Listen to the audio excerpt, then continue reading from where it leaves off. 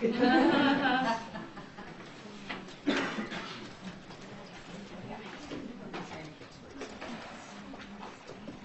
for 5 times. Yeah, which is very difficult for me.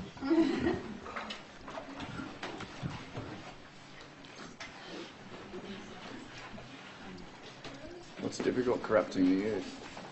Not swearing. I'm not swearing. Yeah, no swearing today. He's going to wear earphones, it's fine. What's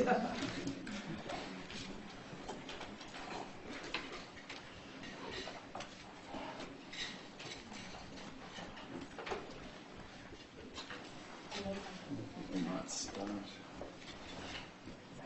You could all say with the intent that I have survived. I wouldn't want to be the intended.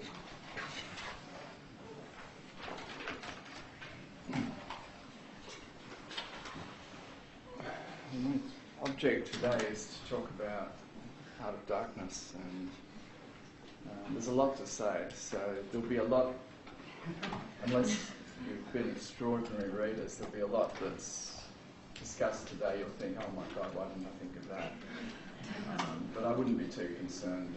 As I said, there are dozens and dozens of ways of doing this essay. There's a huge amount in this short novella. It's technically called, usually in English, novella. So we'll be exploring different, and a number of your own different takes on Nietzsche and Heart of Darkness. Published in 1899, so right at the end of the 19th century, a year before Freud published Interpretation of Dreams. Although Freud actually published Interpretation of Dreams in 1899, he just fiddled the publication date because he thought it was going to be an epoch-making book to 1900. Actually, I think the first edition only sold 200 copies, so it didn't sell at all, but it did turn out to be an epoch-making book, The Interpretation of Dreams.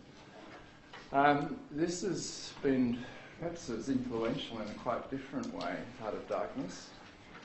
I mean, it's hard to think of a literary work that had as much influence on serious fiction in the 20th century as this. And beyond that, in 2 weeks' time, we'll be looking at Fight Club. And those of you who haven't seen it, or those of you who have it a few times, look at it through the lens of Heart of Darkness, you'll see the degree to which it's a reworking of the same story. Pretty close reworking of the same story, but 100 years later, exactly 100 years later, in a different place, with different characters, but engaging with, taking up the Heart of Darkness themes. Probably the most influential poem of the 20th century was T.S. Eliot's Wasteland in the 1920s. The first version of that had an epigram from Heart of Darkness as its lead into the wasteland. There's another one in Eliot's poem, The Hollow Men.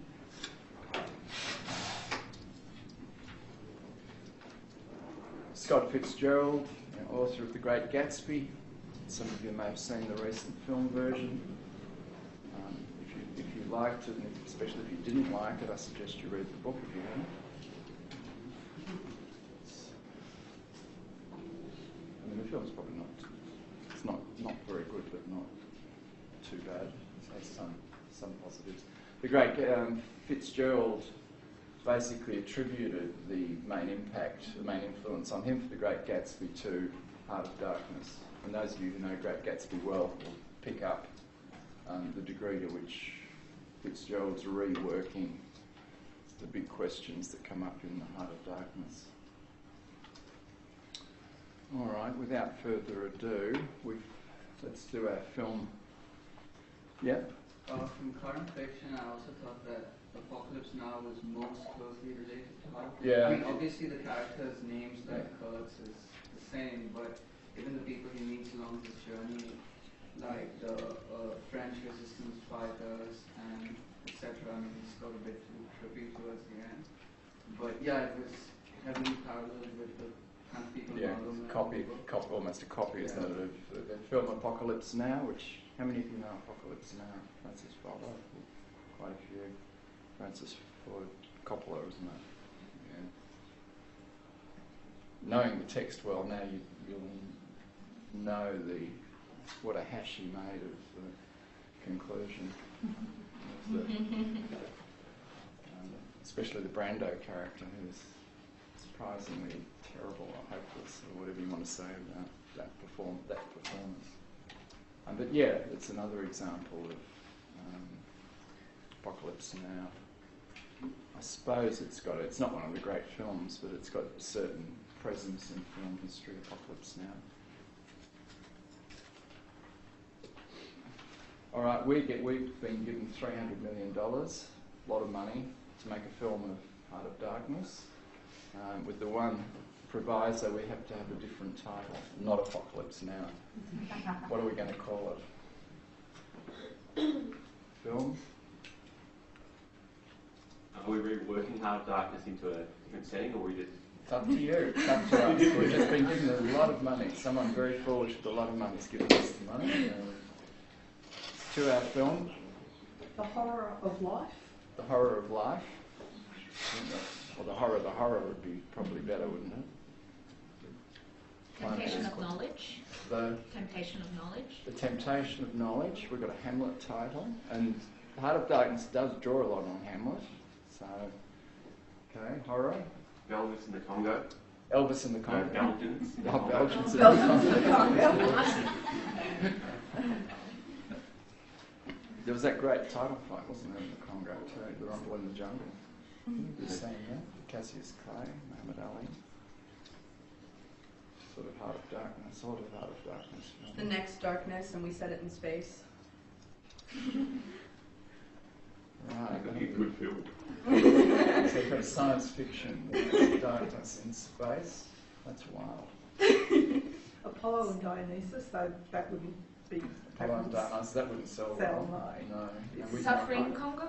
Suffering in the Congo. Okay, suffering. Horror, suffering, science fiction. The Quest. The Quest. Well, it is a journey story, isn't it? And there's very much, lots of the big archetypal stories are journey stories, and this one certainly is. The Quest. to Hell. Journey to Hell? And back, or not quite, or Leave that open. leave that open. Journey to Hell. The Dream in Lies. The Dream In Lies. in Lies. Oh, that's getting to the nitty gritty. The Dream in Lies, as opposed to truth. The lie is an important theme in this story, as is the dream. The dream in lies. Anyone else? Freudian titles? Not obviously. Alienation. Alienation. It also said Dead Space. It could be the science fiction title. With a hyphen. The Empty Map. Mm-hmm. The Empty Map. Upstream. Quite good, isn't it? Upstream. Blank Spaces. It's the Empty Map, blank spaces. So we've got mapping. The mapping theme.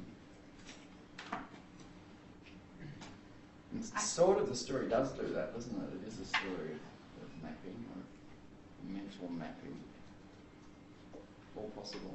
Yeah. I was really struck by the way he referred to the river as the snake, The snake. at the start, but I couldn't think of an edgy title with snake in it. Okay, what about a snake title?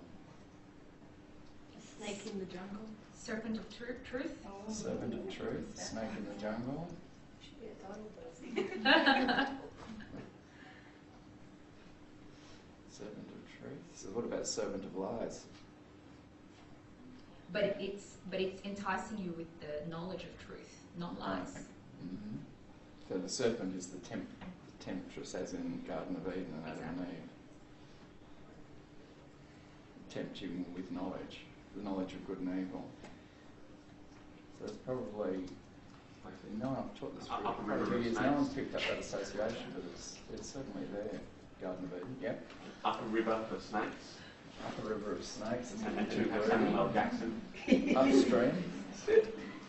Snakes upstream. Anyone else? This has got potentiality. He's getting excited. Who are going to be the principal actors? No. Samuel L. Jackson will do it. He'll have an Could be a good Kurtz, I think. Very good. Well, for my space version, we'll obviously have to put William Shatner as Kurtz. Yeah, very comical. Jack Nicholson would make a good Kurtz, I He think. would make a good Kurtz. Like the Joker, you mean? Yeah, or He's the first in a Joker. Younger Shining. Jack In The Shining. Jack Nicholson is Kurt. Probably slightly younger than he is He's a now. bit short. You can make him up. Well, Kurtz does mean short. Yes, it does, although he's actually very Really tall. tall. Yeah. Yeah, there is the Dark Knight draws a lot on Heart of Darkness too. You may Yeah. have picked up the sort of Joker figure. I mean, there are links between the Joker and Kurtz. Certainly, in the later version of the Batman film, the Heath Ledger character. You could subvert the gender roles and turn them into female. Certainly do that. That'd be Except fun. in high school. Like Mean Girls, but better. How are you going to have the women issue in it though? Because that was important. Change it to live in a Change it world to of men, ours. obviously. Also, it's men that... We'd come up with all the women answers. Men need protecting from the awful truths. Yeah. And we'd have all the That's answers. no, I can't see any problem with that. You could have it in a deliverance type setting. Yeah. But would she reduce herself to asking a man for help to secure the appointment? But it could The be about. passage. I mean, even if you made them lesbian couples and Yeah. gave them gender traits. But- It would be really yeah. fun. It would be That really would be, fun to yeah. play with gender because that was a bit boring, wasn't it? Yeah. You could have the young What is the kids class and the young. composition? The You could have fates, the- the fates will still have to stay as women, I think. Yeah. But you could make them young and old. I mean, as well, and make Marlowe and age Kurtz. that difference. Make Marlowe young and Kurtz old. Yeah. Leonardo DiCaprio was Marlowe, I think. Potential. He's got that dark light. He's good as Fighter. He's very good as hero. Gatsby. He's, Yeah. he's good at everything in his most recent films. He does really well at things. So we've got Jack Nicholson as Kurtz and Leonardo DiCaprio as Marlowe. I don't know he's quite right as Marlowe. Well, if you look at the Blood Diamond character, Yeah, that's what I'm thinking. Yeah. That's exactly the character that I'm thinking. because they're in Africa. Well, if you take the Gatsby too, it's Nick who plays the Marlowe role, the narrator, Yeah. who's not very good in the recent film. Gatsby's rather Leonardo DiCaprio. I think you'd have to cast as Kurtz if you're going to do that. I haven't seen Great Gatsby, so maybe I'm not. I don't have that It's very influence, good. It's but very the good. character- I mean, his character, I think. Is He'd very probably be a very good Kurtz. Would Clint Eastwood be too old for Kurt? No. good. No, I Yes, don't think no, so. he's too cowboy. Oh, but it is Suppose kind it's of a Western. reference to cowboy. Yeah. Yeah, that's it. The voice. Yeah, the Yes. voice. Yeah. Make it an animated film. We'd lose the new generation though. All right, in the female version, who are we casting? I'll go. Zoe Deschanel, can we get her in there? No, she's Who's- too bubbly for She's this. too bubbly. Okay. Who's Susan Sarandon as Kurtz. I like it. Oh, Or that's Glenn nice. Close as Kurtz. Michelle Pfeiffer. Who's Marlowe? That's the difficult one. Actually, intriguingly, in Fight Club, you know, there was one female character. What's her name?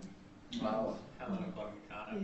Yeah, but the actual character in the story is Marla, and there's probably some. We can talk about this in 2 weeks' time. I think Helena will Marlowe be better as is- the intended. Better as the intended. Helena Bonham Carter, yeah. Yeah, She'd be good as Kurtz, I think.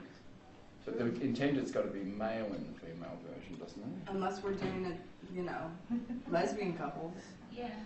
We could get Helen Bowen Carter as Kurtz and Johnny Depp as Marlowe and have what's his name make it. It always makes. Oh, Tim Burton. Tim Burton. Johnny Depp as Marla. The Tim Burton film would work. It would, yeah. Could do it as a I stop think that and might You be could very get- good Kurtz. He does that sort of Dark. Sinister and dark. wacky as well. And there was a bit of wacky to Kurtz, Mhm. at least in my All right, opinion. let's get into the. The action. That there's an easiness through the anxiety. Why couldn't that have been our essay topic? Make your move. That'd be a fun project. Especially with Grey Underground. Like if we made like movie posters and all this stuff. No. Yeah. Well, we'll come. We'll right at the end of the course. We'll have another go at this. We get a decent script going. We might all become rich. It's never been sort of made directly. I think it was one making of it. Like, 'cause I was looking for like if you wanted the movie to make sense of it, to get better, and then it was like a really terrible one that was made, and I was like, no. That's usually the case. Yeah, well, he'd be an obvious choice. Really wouldn't good. he? Does he have enough presence? Oh yeah. And he's got the voice as well, that dark, He's got the Got the charisma. voice. deep Yeah. voice. It's a bummer. There's all of the African characters are like very, very minor. Otherwise, we could get Morgan Freeman in there. But we could switch that all as well and make them all black. There you go. Go to a place that thinks it's civilized and have that be the Yeah, vibe. except the whole story is about what the West and problems of meaning. So I think that one's hard to do. I think we can switch gender, but I think that's hard to do, given the main themes of the story. Unless it's the space version, and then we could make the main cast black. All right, the city. Let's talk about the different cultures that are at war in this. The image of the city, civilization, obviously. Language. Language is a big deal. In the city, And outside the city, because like he always talks about how English, like, is reality for him, and French, like he gets lost in French. yeah, English. The English, The rather English than, English. and they're the least bad of the colonial powers. There's some sense of purpose in the British Empire as opposed to the, Roman. and certainly the Belgian. Yeah. What about the sort of the image of the Marlowe leaves the city, doesn't he? He leaves London. The other city in the story is Brussels. Brussels. But is it right to talk about like Brussels, for example, if the city isn't actually, like we assume it's Brussels, but he is doesn't Brussels. name it. Well, the Congo was a Belgian colony. So it's sort of, I don't think there's much doubt it's Brussels. The only problem is it's associated with the Whited Sepulchre, and Brussels is not a white city. That's in Conrad's imagination. He calls it the sepulchral. The sepulchral city, yeah, okay. What does he mean by that? Did anyone pick that up? The sepulchral city? Well, It's a reference to Matthew. It's a reference to Matthew. And I read Yeah. Horace's definition. Someone who professes to be virtuous, but is inwardly evil. Sort of, yeah, you sort of on that's the gist of it. It's what, it's the whited sepulchre, the whited tomb, the image of Matthew. it's death. It's certainly a death image, but it's the whited sepulchre is beautiful on the outside, but inside full of dead men's bones. Is the quote. The quote from Matthew's roughly, all inside full of dead men's bones. So the Brussels, the whited sepulchre is that association, beautiful on the outside, but it's also a metaphor for civilization, the city, Civilization, the yeah. civilization of the And city. I've got beautiful on the outside, but containing horrors within. Containing- Horrors within. Yeah. It's actually full of dead men's bones, which is a bit more graphic. Yeah. The horror within, if you like. What I else? thought that at the end he found civilization to sort of be devoid of hope, and he felt he knew so much more than everyone else. And What about specifically? There are a number of dotted through the text specific references to what the city means for Marlowe.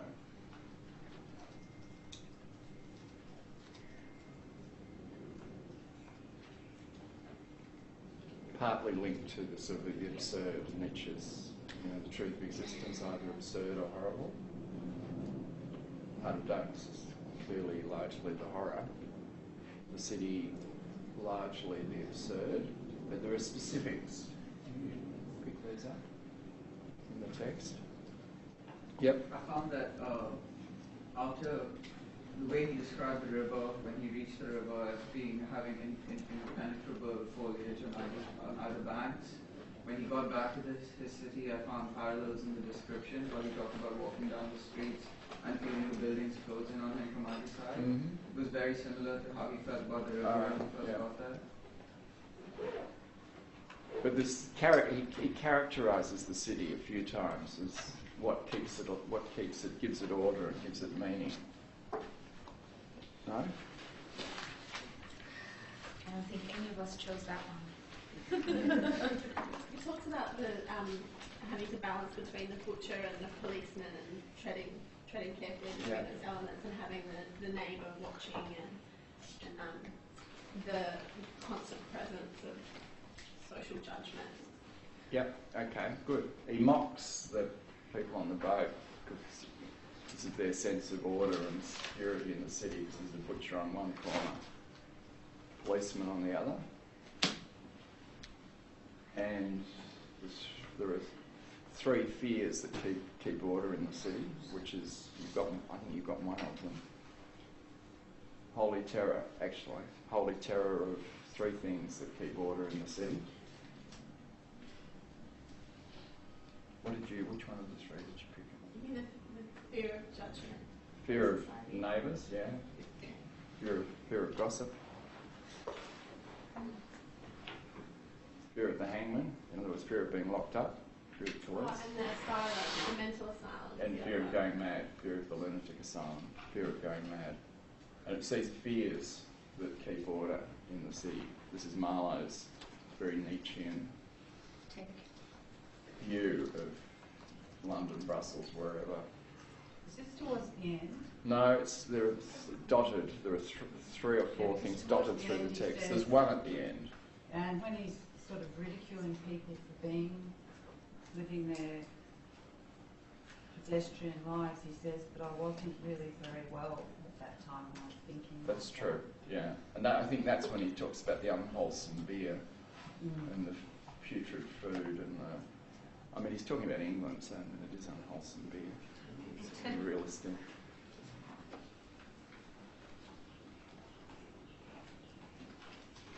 So there's a series of, they're very brief, mockings of city life, which he, as absurd, to use Nietzsche's category. I have a question. Mm-hmm. I didn't really grasp if darkness was something he wanted or something he was afraid of, because obviously we talk about darkness as being bad throughout the text, but then and he talks about like the truth being too dark for the intended, but obviously Heart of Darkness is the journey which he wanted to seek out.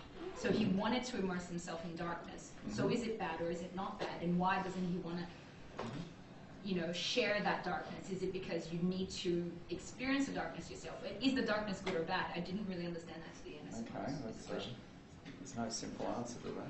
Why is he drawn up the river? What's, just to answer a part of that? Curiosity? As a child, He was very curious. As a child, as a boy?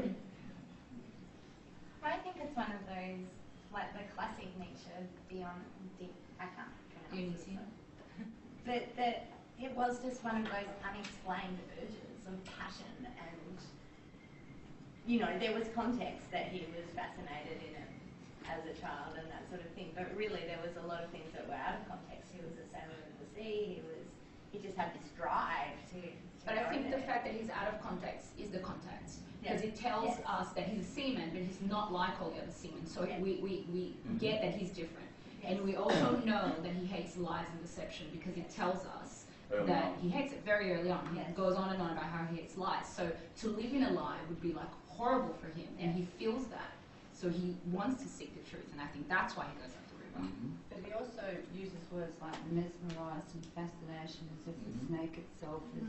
Yeah, and that's the serpent Charmed. thing, so I think Charmed by the snake. And as a boy, he loved maps, didn't he? Yeah. And there was this one. See, I got the impression that he didn't quite understand the darkness fully, and perhaps if he did, he may not have gone as deep as he went. Yeah. And I get that impression that he was actually seeing it was something different than what it actually eventuated to be for him. he thought it would be knowledge, but He it thought was. it was going to. He was chasing something that was actually very different to what he Well, he got. was fascinated from a boy onwards by this blank map, the snake, the charm. He uses that same kind of ambiguity of titles with the secret sharer. It can be either the secret sharer or the secret sharer. That has, so that's why he means both. All kinds of darkness, I would say. Up to the reader to decide.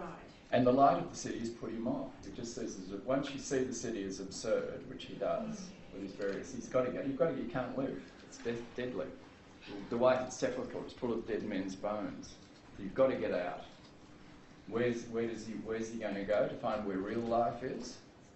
Well, it's Nietzsche's, the Dionysian. Why then is darkness horrible for Kurtz in the end? Well, we'll be talking about that quite a bit as we progress. What happens? He's overrun on the Dionysian. Well, that's the sense that I got. He's And he swallowed lost by his the balance Dionysian. of his Apollonian appearances, and the society needed to uphold a Dionysian influence. I already want to rewrite my essay. Same. Your essay, in most cases, you'll find it's probably much better than you fear by 1 o'clock today. The darkness, well, this is a human experience. You're drawn by the mystery. But he does say early on, this very, very telling, typical Conrad line, the glamour's off. This is when he's telling the story. So, that fascination as a boy that drew him to Africa, up the Congo, the River Congo, the glamour's off. That happens fairly early. That happened. He says that very early on. Yeah. The story is sort of things are planted along the way, and he goes back and forwards. We learn a lot more about Kurtz before Marlowe meets him, probably than after, or a lot anyway. Yeah, you were going to say? I was just going to say, I think that's one of the most important parts about why he goes into the jungle is that 5th page where he says the sun is off, because it's not like he's going in search of truth as such, but it's similar to that sort of idea that Nietzsche brings up that lesson, which is the secret of science. The secret of silence. Truth, like it's the search for truth itself, which is more interesting than the truth. Like it's not clear what's actually drawing him in except for Kurtz as he goes along, but... Although he only hears about Kurtz once he's well into the journey. Yeah. So that's not the reason he goes up. No, but as he goes into actual depth, that's what starts drawing right into the centre. More so anyway, that's when he thinks it out and talks it out. That becomes the purpose of his journey, doesn't it, And so it Kurtz? changes a lot. There's no clear delineation between his illusions and his truth. There's so much going on. Right. We're getting into big territory here. There's no clear delineation between his illusions and his truth. I think the glamour's off also is reference to that the audience role that Marlowe's supposed to be playing when he As a storyteller. in relation to Marlowe. But I think there is a transition from when he from an audience role he transitions to the hero role, because then he no longer sees the actor without a mask just being awesome and Dionysiac. He now sees the masked horrible man that he is. So the glamour's off. So he's now the hero himself. The glamour's off from his image of Kurtz. Exactly. So he's now the hero himself. Although he no longer sees Kurtz. He keeps the myth of Kurtz alive. Glamour never dies for him of Kurtz. He maintains the loyalty, and he states his loyalty to Kurtz right up until the last chapter. But isn't it a fake? Nietzsche said that Well, that's a question that needs to be with us through this discussion. What status does Kurtz in Marlowe's mind have by the end of the story? And it's not clear. A lot of this is not, and by the way, is not, especially if you're getting anxious, I want to rewrite my essay. A lot of this is not clear. Nietzsche says that the tragic hero appears not as a crazed masked man, but as an entity of the audience's enchantment, the enchantment that exists in the audience. And that is what upholds the tragic hero as such an important figure, because he represents the enchantment inside the audience, and that's what Marlowe is. That's what Kurtz is for Marlowe. That's what Kurtz is for Marlowe. Yeah, until the image starts to become damaged quite seriously. Yeah, because he says the expression of somber, hopeless despair, so he can see, and he almost pities him in the end. He's kicked the world to pieces. He's mad. This is a soul gone mad, says of Kurtz. He comes around with one. Who does the minor characters, who does Marlowe admire and why? Let's start with the accountant. The accountant comes first. Is he Apollo? Is the accountant Apollo? Poor Apollo. Okay, the accountant, what do we know about him? He's at the first, he's downriver. He's when you arrive in Congo before you get to the middle station. He's able to keep really nicely pressed shirts, even though he dresses impeccably with clean shirts. And he survived for a long time as well. He's been there for 3 years, yeah, so he survives. But the only other person who survives is the manager, who's managed to bully one of the local women into doing all his cleaning for him. He's bullied, or that's not the word that Conrad uses, but she he's got... resisted at first, but he... She just doesn't really enjoy it, like she has no knack for it, but I don't think she resisted it. Right. So that's a minor, anyway. That's a minor. Well, I mean, there was a lot of reasons to actually keep himself clean. You got someone else to do it. Yeah. And he blushed or something. Yeah. There was some form of something about that interaction that was a bit... She's his mistress, probably. Yeah. Yeah. I assume that's what it means. He keeps order by means of his accounting. He keeps order. He's got impeccable books too, which is completely absurd. I mean, we've talked about the absurd, with chaos and mess and death and rusted rivets and everything around is just total sort of run-down, horrendous mess, and yet you've got this accountant, beautifully dressed, keeping perfect books, which Marlowe admires. He admires because... I think it's the restraint. Yeah, the restraint. So it is Apollo. The accountant is Apollo. Is a representative of Apollo. Yeah. It's a restraint. Yeah. And Marlowe does increasingly admire restraint, doesn't he? Yeah. Even though there's all these things around him, he's like still. It's like he's like England in himself in Africa. Restraint. Yeah. Yeah. Interesting. Conrad was Polish and English was his second language, so but he's very Anglophile. Marlowe really thought that I think he said that he accomplished something. He's achieved something. Yeah, he has achieved something. Yeah, and admires and respects.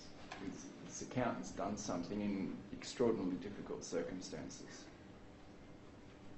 Anything else for the accountant? Was there also just that familiar that he was what he knew in an environment that was full of chaos and things that there was just that sort of really British familiar, like, this is how the world should be. Although presumably he's Belgian. Yeah. I think the similarities between the accountant and also the idea of Kurtz, Paul Marlowe in the beginning, is that both of them had a sense of surety or a sense of certainty and stability, and that was something that Marlowe lacked. And I guess maybe that's why he felt admiration towards them. So they've got a certain faith and belief. Yeah, so I think it's very important. Perhaps the most important thing of the accountant, he believes in what he's doing. He has faith. And clearly he appreciates Kurtz as well. So there is a relationship there that leaves us wondering. He's one of the few members of the company who admires Kurtz rather than envies him. Or is resentful. Produces good numbers. He does produce good numbers. That's lots of ivory. But yes, exactly. So Marlowe might partly identify with the accountant, but the accountant has the one thing that Marlowe really wants, which is faith, belief. Restraint. And restraint, yeah. Can you have restraint without faith, belief? Let's leave that for the moment. We'll keep that in mind as we progress. All right, so one of you mentioned the helmsman. Marlowe sort of admires his helmsman. And that was funny. Although he's not a very good helmsman, he says. Yeah, at the start he was quite critical of him. It wasn't until he died that he expressed that. It's a paternalistic relationship. It's a paternalistic relationship. Yeah, I was just going to say parents are usually very often very critical. It's paternalistic. I think Don't say that. he approves of the helmsman because the helmsman made a huge effort to get to where he is. Yeah, and he's doing something useful too. He's steering the ship. He's learned to do it, yes. Yeah, so he's sort of transcended this chaotic savagery that's all around. It could also be a little of, everyone's a top bloke after death. You always have the good things, oh, he was good at this, good at that. You don't worry about, oh, he was a bit useless at this, that or the other. And he's Yeah, although does Marlowe do that with anyone else? Because his predecessor is dead. He comes across his grave, doesn't he? His predecessor, Marlowe's predecessor's dead, so there's a sort of warning. So you remember his name, the predecessor's name? Free something. Fresh life. It means fresh life. It's completely ironical. Fresh life is dead, like most things going up the river. And I think the grass or weeds are growing through his ribs. Wasn't there another journey? I thought he did the Congo first, and then they asked him to go back and get him. Or did they get? Did he get him before and then he got the Congo? Marlowe only goes up the river once. Oh.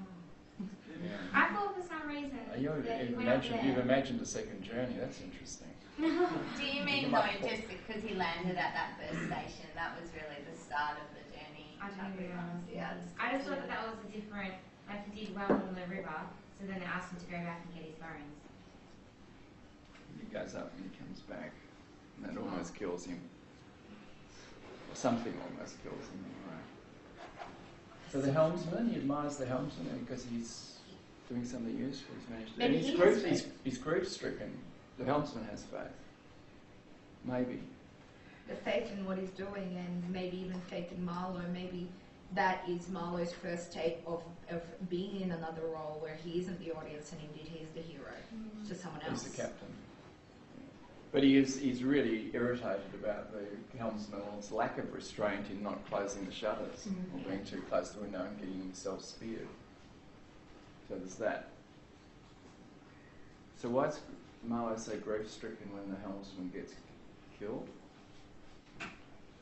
He's just more shocked really because he's actually seeing that pool of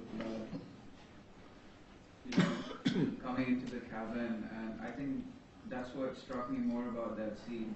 Not the grief, but just the shock at actually recognizing the danger of the journey. The blood comes close, you mean? Although there's death, he sees death all the time. Yeah. In The Birth of Tragedy, Nietzsche says something about the audience, like the audience always doesn't just watch the drama, but is a part of the drama, and so they experience all of those things as if it was their own. So they cry for the actors because not because the character has died, but because the myth has died. Yeah. And you identify with those on stage. And who are you applying that to here? Well, maybe I think the helmsman is someone in the chorus, and as the audience member, Marlowe, I suppose, sees a part of the myth dying. The others dying is not too fast. But Marlowe's the captain, yeah? I think he's the only one who's actually made bond with, and I know that he relied on his aunt to get him the job, but even that kind of turned out to all be absurd. So he's effectively the only person that Marlowe's relied on properly.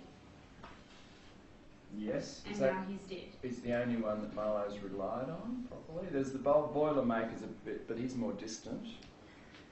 He admires too, because he's good at boiler making. Marlowe has taught the helmsman.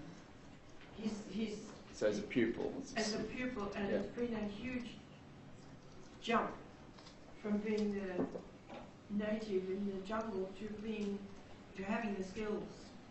And, Marlowe's taught him those skills. And Marlowe's a sort of, and he's the captain.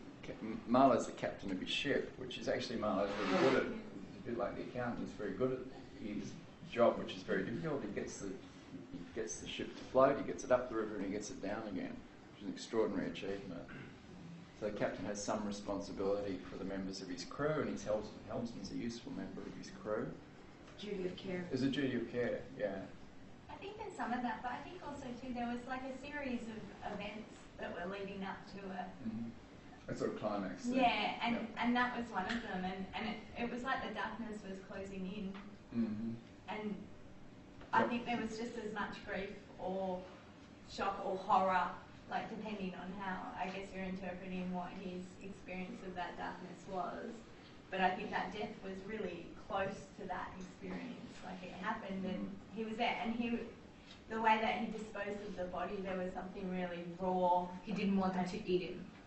No, I mean, it was quite honourable, but there was, the actual experience of doing that is quite raw and dark, I guess. Like, so you're sort of partly agreeing that Marlowe is a little bit the helmsman himself, that it's like death is closing in, or darkness is closing in. Yeah.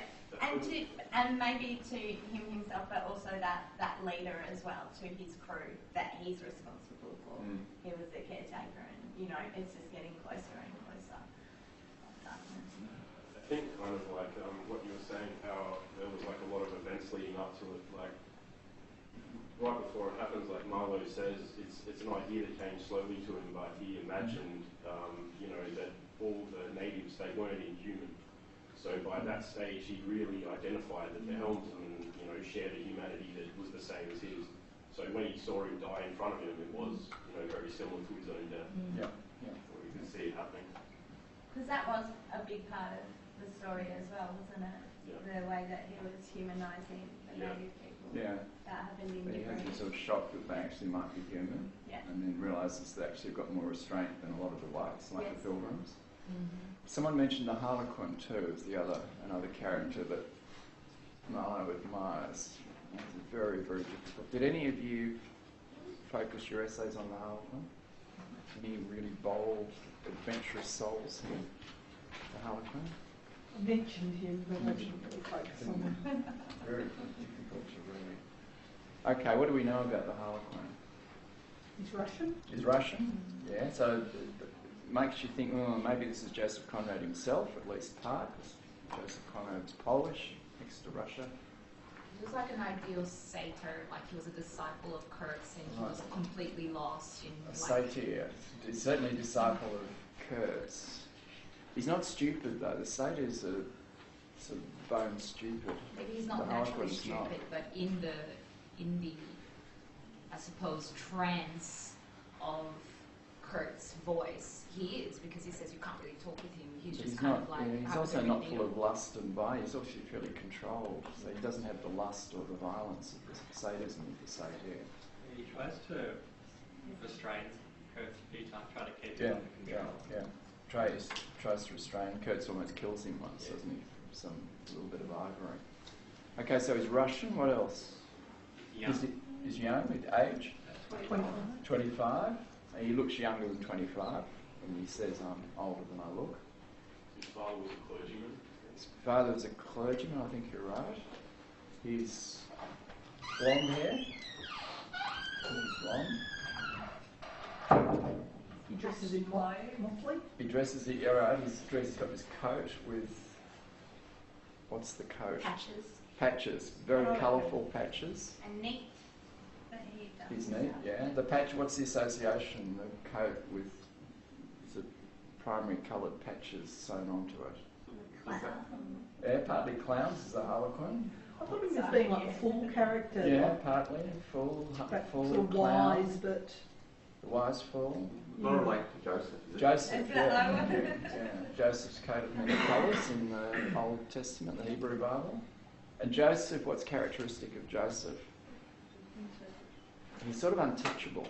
That he speaks directly to God. God speaks directly to him. Unlike anyone else in this whole saga of the Old Testament, and he interprets dreams. He's a dream interpreter. So Joseph's got a peculiar, or sort of unique inner strength. We've got this association with the Harlequin too. Harlequin's also the only person who possesses a book, which, and Marlowe finds the book because it's been lost. The book is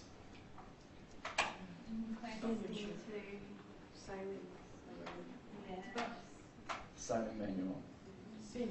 Seamanship, yeah. It's sort of methodical, boring sort of charts and instructions to seamen. But Marlowe likes this book because he thinks it's ciphered. Yeah, that's the Russian writing on it. Yeah. And a singleness of intention. Yeah, it's a singleness of intention. We're a bit back with the faith. It's practical too. It's the opposite of Kurtz's 17-page sort of essay. Yeah, his pamphlet for the Kill the Brutes. Would the book be a symbol of normalcy for Marlowe? Yes. A reminder of... And some practical, down-to-earth, normal, concrete, something concrete in all this chaos. Was there a manual about how to fix the sailing ship as well, as part of the book? I don't know. See if you can find that. I don't remember that. I think it would also reflect the restraint, because it is the chaos, the chaotic environment, and that good, orderly book, manual procedure. Yeah, and it's not highfalutin theoretical, it's concrete and practical. So we've got his coat, we've got his book. What else? He's a disciple, he's Kurtz's only disciple. What does he say about Kurtz? We learn a bit about Kurtz that we don't learn from anyone else from the Harlequin. And he wanders by himself with the savages. Yeah, he wanders. Kurtz wanders at will through the jungles with the savages, killing, slaughtering, grabbing ivory. And the fact that he ordered the attack on Marlowe's steamboat. Kurtz did. Kurtz ordered the attack on the steamboat because Kurtz is ambivalent about being saved, or not whether it means being saved, taken back, taken out. Yep. What about the ways in which the Harlequin admires Kurtz? He admires his voice and his eloquence. His eloquence, his voice, his eloquence. Talk to me all night. Intelligence, yeah. About things that you haven't experienced. He taught me about love and justice, and talks all night about love and justice. And he says that you can't judge Kurtz as you would an ordinary man. So you just listen to Kurtz. You don't. Yeah. You just listen. Anything else in relationship to Kurtz? I suppose we're like the duality of Kurtz is brought to attention, because then we're now seeing that perhaps he's not so holy and amazing, that he does bad things as well. So now Marlowe is challenging whether he's this godlike creature, maybe he's something else that he or a monstrous, the monstrous side. Is he the first to mention the intended, the girl? I think he might be. No, you've seen the portrait, the painting earlier on. Kurtz has painted the intended. So Kurtz is a painter too. He's a sort of universal. We'll come to Kurtz in a moment. Just continue on the Harlequin. What else is most significant about the Harlequin? He's been there for a couple of years. And he survived. And survived on his own. He just sort of wanders through the jungle, through this chaos, and survives. Is there something symbolic? I know you mentioned Joseph's coat of multicolour, but I think there's most of the book is filled with monochrome descriptions, and then there's I think three points in the book where he mentions in different colours, primary colours and sequence. One's from the light in the boat, and one's on the Harlequin's jacket, and I was trying to find the other one, but I can't remember.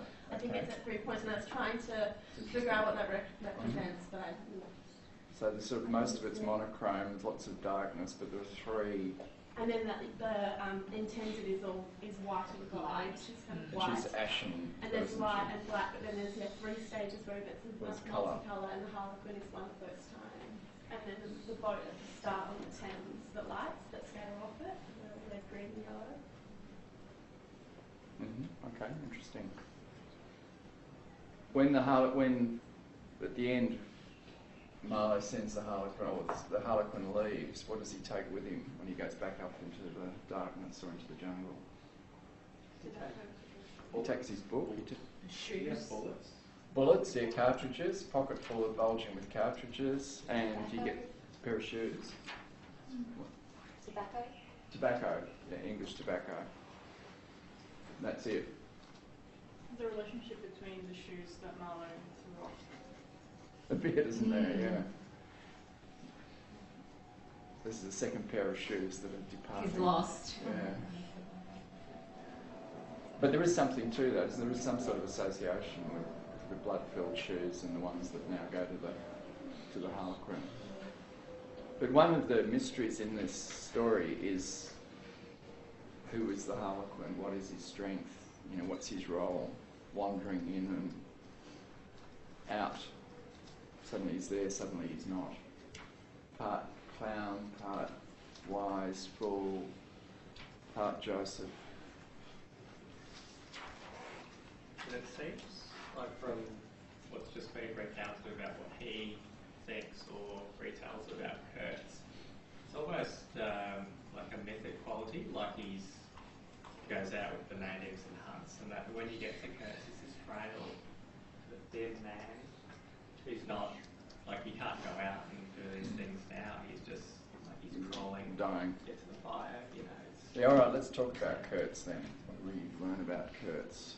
His name means short in German. But he's actually really tall. 7 feet tall, according to Marlowe. Very tall. Marlowe may be exaggerating. We meet him flat out, don't we? The plane of the corpse. You mentioned that it's his voice that's striking. There is a reference to being on all fours that I didn't really understand, because it's mentioned twice. Once when he overhears someone talking about who we don't know who he's talking about, but then we guess it's Kurtz, because then he talks about Kurtz being on his all fours again. I didn't understand what that reference was. Why is that important? It's playing on the theme brought up a few times before. Culture establishes the vertical.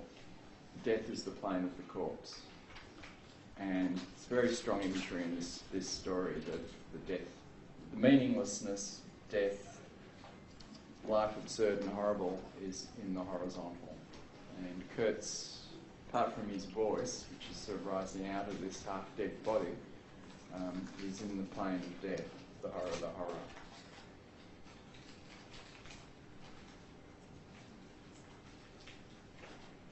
So tall. What else do we know about Kurtz? What are his Was he a journalist by one of the things, he's been a journalist. He has a fiancée. He has a fiancée called whom he calls the intended. We'll come back to the name a bit later. We think he's not of money. He's not of money, no. That's right, that's why she won't marry him. Well, she can't marry him, so he goes off to make a fortune, which he does. He has hidden ivory. He's got lots of ivory. And he thinks it's his own, that he shouldn't give it, like he believes in that.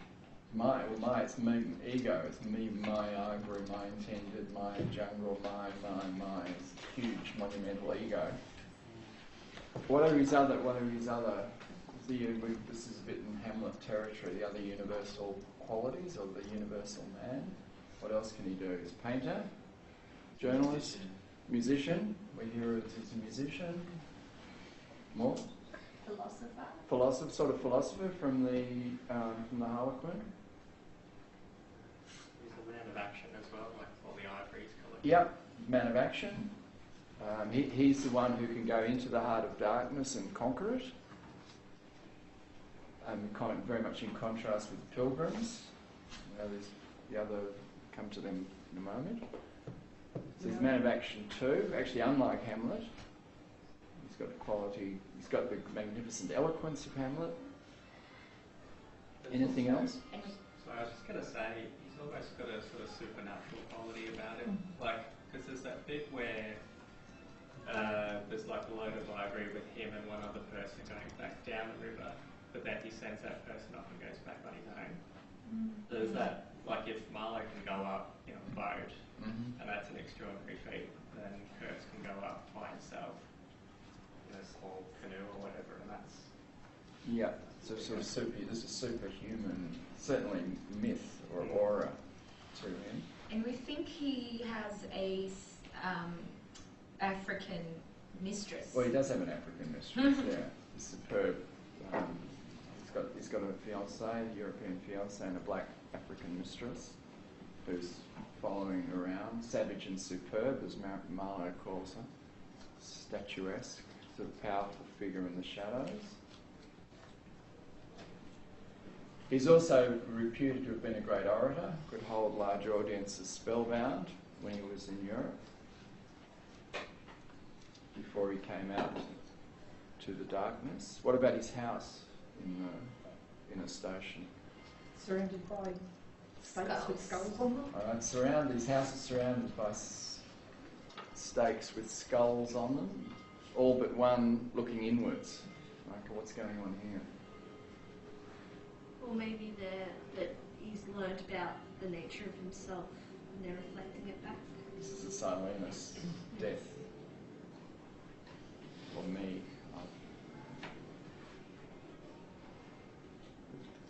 Pure Dionysian. But perhaps he no longer fears death. Isn't it perhaps him welcoming death? Because maybe. Doesn't fear death. Marlowe says that it shows his lack of restraint, which I thought was a rather sort of understated way of putting it. Yeah. You know, he wasn't all that shocked by it, but it just demonstrated his lack of restraint. There's certainly that, like he experienced or lived much, because there's a similar line to that where the Harlequin says he suffered too much. Suffering and rejection. Yeah. So if we go back to Nietzsche, he's the one who's experienced everything. You know, he's almost an ideal, isn't he, in terms of modern Western culture. He's sort of done everything, lived the full, is gifted on many, many fronts. He's completely fearless, courageous, and this is sort of modern ideal. No wonder Marlowe becomes sort of intoxicated by the image or the myth of Kurtz. But he lacks the policeman and the butcher. He's left, like Marlowe, he's left the policeman and the butcher far behind, and gone into the heart of darkness. But then, the Dionysian has gone wild, hasn't it? Has taken over. Has become possessed by the darkness, by power, it's very close to Nietzsche's image of the hardcore Dionysian. You've got the lust too with the woman. So that would make him a Silenus figure? Is he he's been part of Silenus figure, yeah. He's become, he helps us understand Silenus a bit better. And there's a sort of grotesque, monstrous figure that Kurtz is in many ways, is also wise, like Silenus. There was almost a lust in the way that he presented himself as a god or a deity to the natives as well. Like that relationship was really... And one of the things that made me think of was how Marlowe professed that he hated lies and he didn't want to live a lie, and that maybe that was his strength, to not completely... His restraint? Yeah. Marlowe's restraint. Because it did feel like Kurtz deteriorated, really. He went too far and he wasn't able... It wasn't that he wasn't able to come back, it was that he wasn't able to exist. Whereas Marlowe was able to... He's been seduced, Kurtz has been seduced by the darkness, hasn't he? Yeah.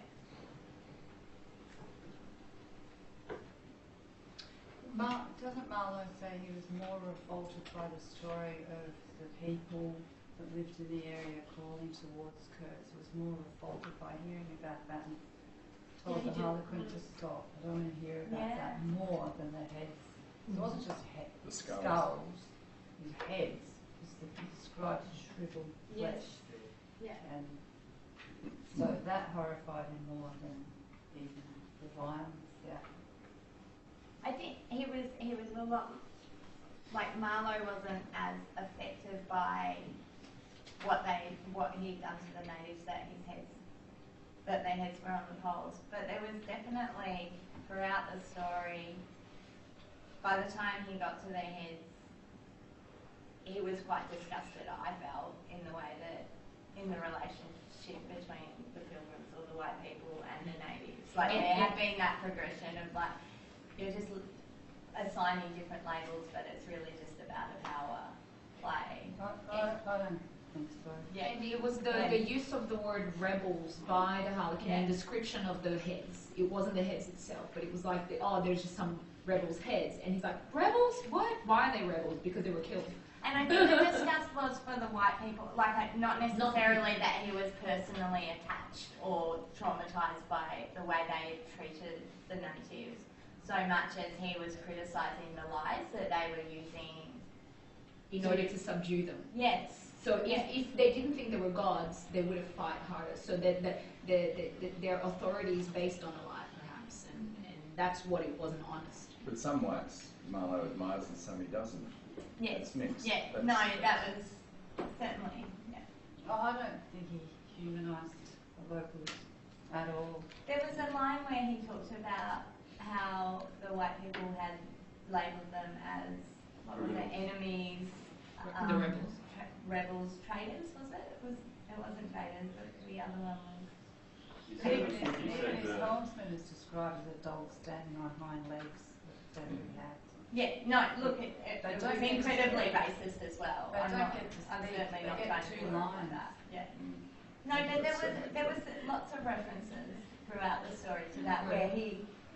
Well, there was a progression, I think, where he was going, then they did this, and then a little bit later he was going, and now they're labelling them that. And he was questioning that. And he was very shocked by the fact that there were black people at the beginning dying under a tree. I think that was his initial kind of hurt. Yeah, so I think there is a struggle. He was also very racist. It was very difficult to start. He's vicious about pilgrims too. Yes. The stakes that they carry, it was like they sleep with them, they're always carrying around. Like he was bringing attention how silly they looked. But then we've had a French warship just meaninglessly firing cannons off the African coast into the jungle. And you've got absurdity on almost all fronts going on here. Just back to the skulls. I mean, in part, this is Kurt saying, I can do anything. I fear nothing. Everything's permitted. All ties to civilization I've blown up. I mean, this is Marlowe's curse has kicked the world to pieces. I mean, he's basically almost sticking his tongue out at, the normal human responses, saying I'm beyond. I mean, I'm more powerful. I'm beyond that. That doesn't restrain me at all anymore. But he is in some way, he's scared of going back, so that is his only fear. I mean, within that sphere, he feels like he can do whatever he wants, but it almost seems like he knows that if he goes back, he can't do that anymore, and that's what he's scared of. Yeah. Well, he's also got legitimate scares because the manager, most of the company's against him, including the manager, and he's very sick, dying. Just going back to that point you made about him releasing himself from the earth, I can't remember the exact words, but it becomes this paradox because at the same time he wants to be this influential figure on this society that he wants to completely cut himself off from. And that's why Marlowe lies for him. Exactly. He's begging Marlowe to keep the myth alive. And that's the ironic and the paradoxical. Yeah, and Kurtz has this ridiculous fantasy. He's going to come back to Europe, and kings are going to meet him, and there's going to be 1,000 crowds. And it's almost as because hero. of this that he mentally, his psyche deteriorates because he becomes so megalomaniac. I don't know what that means, but yeah. Well, with it. Power mad. Power mad. Okay. Yeah, power mad. What is his wisdom with the Silence Association? What's the ultimate wisdom of Kurtz? His dying words. Yeah, wasn't there something Socratic about the fact that he's dying, so like we're saying, talking about the horizontal and the vertical, like he's almost there, so he's seen it all. And his ultimate wisdom? horror of life. The horror, which is a judgment about, I've been spending my life searching, quest for what it's all about. What's the ultimate truth about human existence? And he comes to the very sort of Hamlet Nietzschean conclusion, the horror, or exterminate the brutes, which he puts on probably his second most important line in the story. He pencils or pens on the bottom of his report, his idealistic report on civilising Africa. Who are the brutes, though? Pardon? Who are the brutes? The Africans. The report is on the suppression of savage customs. It's a sort of idealistic European civilising Africa, civilising the savages, and then at the bottom, completely the opposite, exterminate the brutes. Yeah, and this is why I thought that perhaps that term, even though it seems to us that it was directed at the Africans, was actually the opposite. Who are the brutes then? The whites. The whites. The pilgrims. The managers. The people who were trying It to doesn't make any civilize sense though to put that at the end of his report. It's a report on the suppression of savage customs. Yeah. The wordy title is. And it's before he gets to the point where it is at the end of the book. Yeah, it's before the horror. Yeah.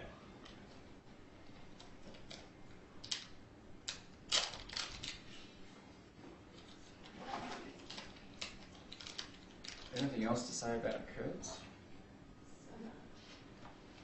No? So much. Anyone who puts heads on poles, it makes a really imposing, he's sort of like, okay, if he can't put heads on poles, he's probably got a little bit of power. You're not going to be one of the guys who's like kickstarting more like. Well, he's got huge power. He's got tens of thousands of natives or savages, whatever you want to call them, who adore him.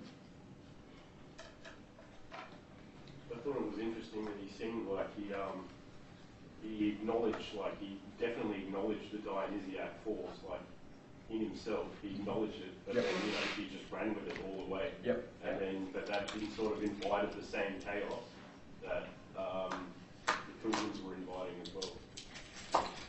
Yep. The pilgrims, there's probably not much to say about them. They're after ivory. It's their only motive is money, gold, sort of ivory lust, money lust. They're stupid. Would you comment on the fact that in the whole book, the only people who are named are Kurtz and Marlowe, and everyone else just has a title of profession?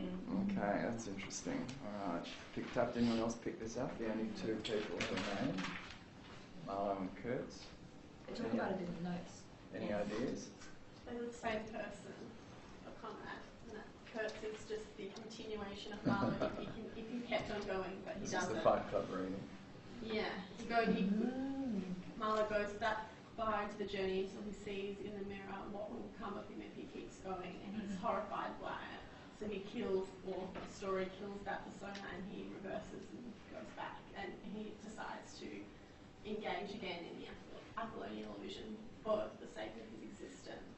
Okay, right. So is Kurtz a figment of Marlowe's imagination? Or you wouldn't quite go that far? Metaphorically, only I wouldn't go that far in terms of the novel. I think that's what Conrad's trying to say. Maybe that's then what's Marlowe's suffering, just like this mad state where he's made all of this up. Would that be it? Well, Marlowe's left the absurd, he's left the illusion, he's dissatisfied with it, he's disillusioned with the world. He goes in search of something else. Find out what life's really about. He finds out what life's really about, and he realises that you can't exist in that realm. You have to live an illusion. You have to be able to, he says you have to engage in the sights and sounds to be able to smell the hippo, the dead hippo meat rotting. That's what he says when he turns around. You have to be able to smell that and have the sights and sounds to be able to exist. All right. So what stops Marlowe? We'll come back to the way only two are named, but that's on the table. It's an important question. What stops Marlowe turning into Kurtz at that point? Why doesn't Marlowe? I think it comes back to the lines not wanting to live a lie, and I think there's an element of Kurt's life that he is living a lie. And I think that's part of the end note on his writings. Was, you know, it was that little 4 a.m. wide awake moment that everyone has in their life every now and then, where you wake up and you realise you just can't get something out of your head. And I think that there was some dis-ease in Kurt's about how he was living, and that was the craziness as well, where he was there 99% of the time, but there was this tiny bit. Not satisfied is different from living a lie. No. Is it because he saw fear in the end, even though Kurtz was this wise creature that knew everything now because he was, you know, playing with death, he still saw despair in his face when he was about to die. So after all that, there was still fear and there was still despair. So why bother? Scared of death. You're still scared of death. But Exactly. didn't he also look within himself and find nothing? Isn't that important? Kurtz did, or Marlowe did? Kurtz. Well, he finds the horror of the horror. I think Marlowe sees that Kurtz hasn't succeeded. He's immersed himself in the Dionysian, but he hasn't. It's just made him see how futile life is. And then Marlowe sort of realises he's got to take a different approach, and he sort of And he manages to do it. Yeah, we get the that he gets his success. The fact that he does survive suggests that he gets that balance between the. He says Marlowe says a few things about what you need in life, which is actually not Kurtz. They're not Kurtz-like things. They reflect much more his own sense of himself. Anyone pick those up? The reason why Marlowe doesn't kick the world to pieces. You need some obscure, back-breaking business. You need work. Part Marlowe has. Accepts his work and his role. And he's talking to his auntie about that at the beginning. Yes, but the truth in the story is Marlowe does have a job, which is captain of the ship, and he does a very, very good job.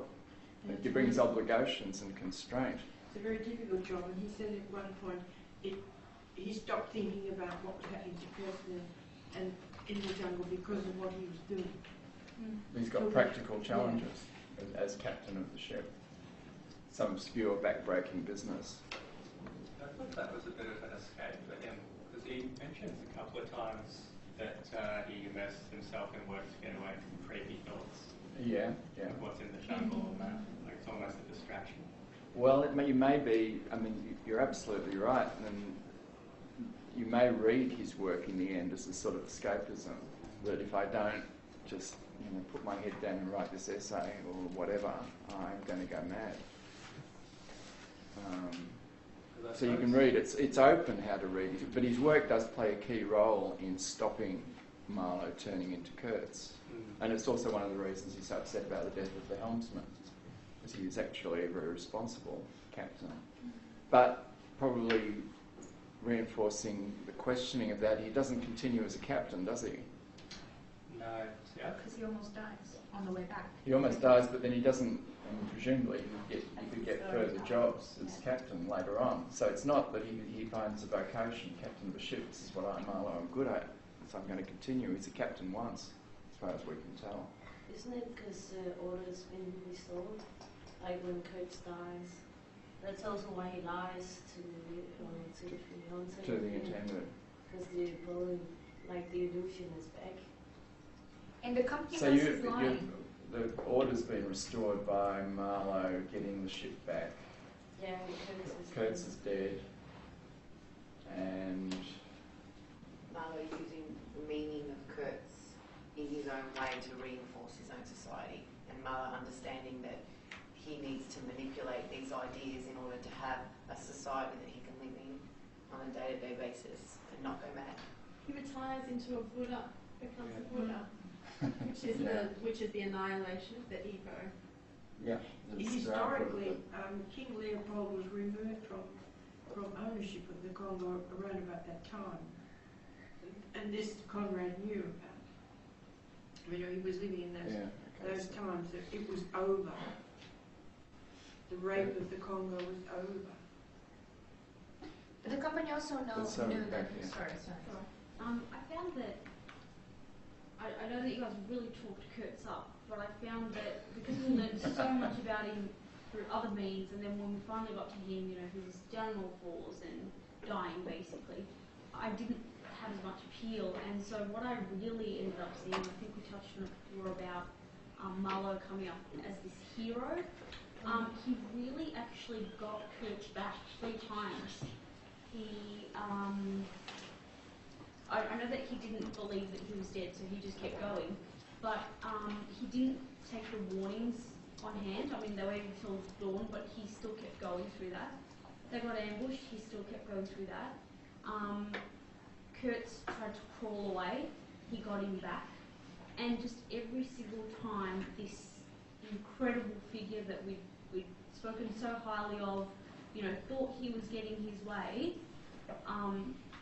Marlowe wins out every time. And I think for me that was the restoration of order.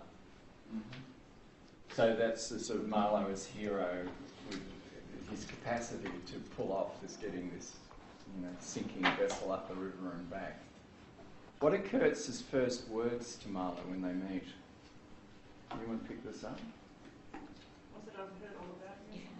No. Doesn't he say I'm glad? I'm glad. I am glad. What's going on here?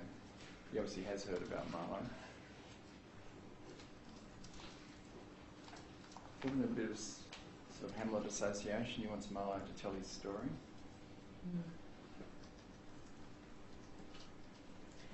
Yes, and Kurtz gives Marlowe his papers. Yeah. He gives Marlowe his papers. Tell my story. Tell my story. Like Hamlet. This is Kurtz Hamlet. Kurtz stroke Hamlet.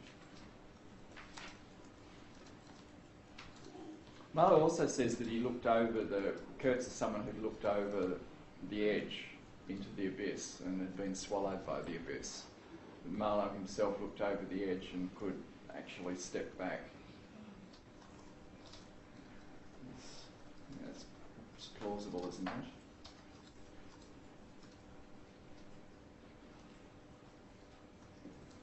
I think we touched on it before around balance between Dionysian and Apollonian. And for me, I thought that even though he went to the brink, you know, he thought he was dying and he basically saw nothing. I saw that as an emptiness and probably would have liked to have seen more from him. At the same time, I thought that kind of renewed this Apollonian kind of thinking where all's going to be okay and things can be beautiful, and it sort of let him come back to civilization. And tell the story. I mean, that's actually what Marlowe does, isn't it? He actually does tell the story. But I don't think Is that the restoration of order, by the way? The fact that he can come back and tell us the story? I don't think so.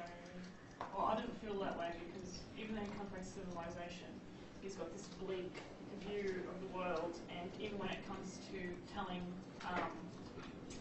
the intendant about Kurtz, he says it in such a way as though she's mad and he pities her, and the only reason he tells her is because, what does he say, it's too dark altogether to tell her the truth. The redemptive illusion, isn't it? He resents. Where he gives her the redemptive illusion that... The redemptive illusion. He gives her the redemptive. It's the first time we've had that term, the redeeming illusion, the redemptive illusion. And the other one is when we were saying, is it the restoration of order that he's able to tell the story? I thought that was very similar to Eclovadia, or however we say it, with the cutting off the thumb, that it was a restoration of order, but it was a really bleak restoration of order. Yeah? For me, the other restoration is the fact that we started on a boat and we finished on a boat, and he talked about the water being home. And I know we talked a lot about maps and things as part of title before, but I thought that in terms of waterways, that was always going to help him find his way as well. Is it home on water? He is. Marlowe is. The Buddha on water. So we don't actually finish with the intended, we do finish with him back on the water, just telling his story. So that's also redemptive for me. I think there's a bit of a sort of lackluster part about his retelling. There's people there just sort of sitting. They're not like, oh, tell me more. They're not jumping up and down, getting excited. Yeah, it's just like he spoke and the words went in silence. Saying, oh, yeah. Yeah, they're sitting in brooding gloom. Yeah. But I think there was even a moment where they were wondering, one of the listeners was wondering if the other people were asleep. Like, it was sort of going, there wasn't, But I think at the end it says that, we've lost the first of the ebb, said the director suddenly, so which suggests that they're late in leaving because they've been so engrossed in his story that they've missed the turn of the start of the turn of the tide. That's the way I interpreted that. Someone rouses on Marlowe as well during the story, at the part where it's like, keep it down, something like that. But it insinuates that everyone else is also awake, but they're just sort of engrossed in the story. Yeah. No one needs to say anything. Yeah. Wasn't there a part where they said absurd or something like that? He uses the term absurd, yeah, but it's about the city, I think, if I remember correctly, or there may well be more than one. We haven't talked about the intended. Let's switch focus to her. What do we know about her? Pardon? She's delusional. Okay. Like categorical judgment. She's delusional. A non-redeeming illusion. Well, it's a bit of question mark whether her illusion, because she's completely wrong about Kurtz, isn't she? So it's an illusion in the sense of delusion. But is she wrong, or is it that she only sees one part of him? She sees him before he descends into the Dionysian and into the madness. Well, Marlowe ends up feeding the delusion by saying his dying words were your name, Yeah. which we know is not true. So that's categorically false. It's not ambiguous, it's categorically false. She's still mourning his death. Pardon? A year into it, she's still mourning his death as if it was yesterday. Yeah, a year after she's still mourning. She's not a plaything of time. There's a sort of ashenness to her, isn't it? She's a bit like a ghost herself. No colour. No colour. Living in dark apartment. Do we know where it is? I think it's in Brussels, don't we? No. The strange thing is he says that she's beautiful, and she's beautiful because she has truth about her. And then when they get to talking... This might be Marlowe's fantasy. She is Kurtz's intended, so he's seeing her very much as Kurtz's fiancée. What about the painting of Kurtz? Kurtz does this painting of her, the portrait. How does he depict her? She blindfolded, but she's got a candle. She's blindfolded. Blind. She's blind. The delusional. Well, holding a. the image of justice. Yes, and she's holding her. But absurd though. I mean, if she has a blindfold on, why would she be holding a candle? Yeah, good. If she's blindfolded, why is she holding a candle? Yeah, I thought that. But this is Kurtz's image of her, isn't it? I mean, in a way, it's an accurate portrait. She's blind to his nature, but she's holding the light of his reputation. And she's striding purposely forward, I think, in the picture. In the picture? Is she? Look it up.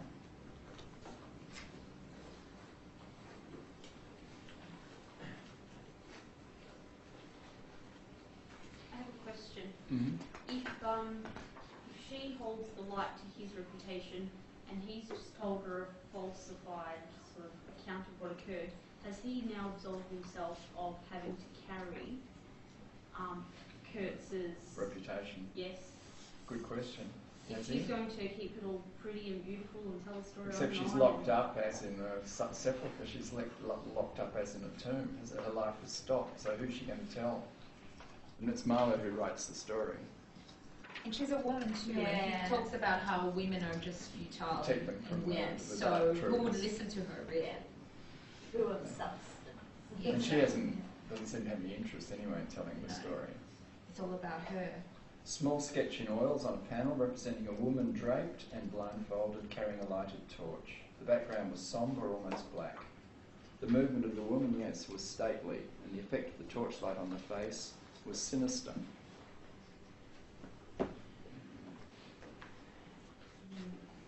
This is, if any of you.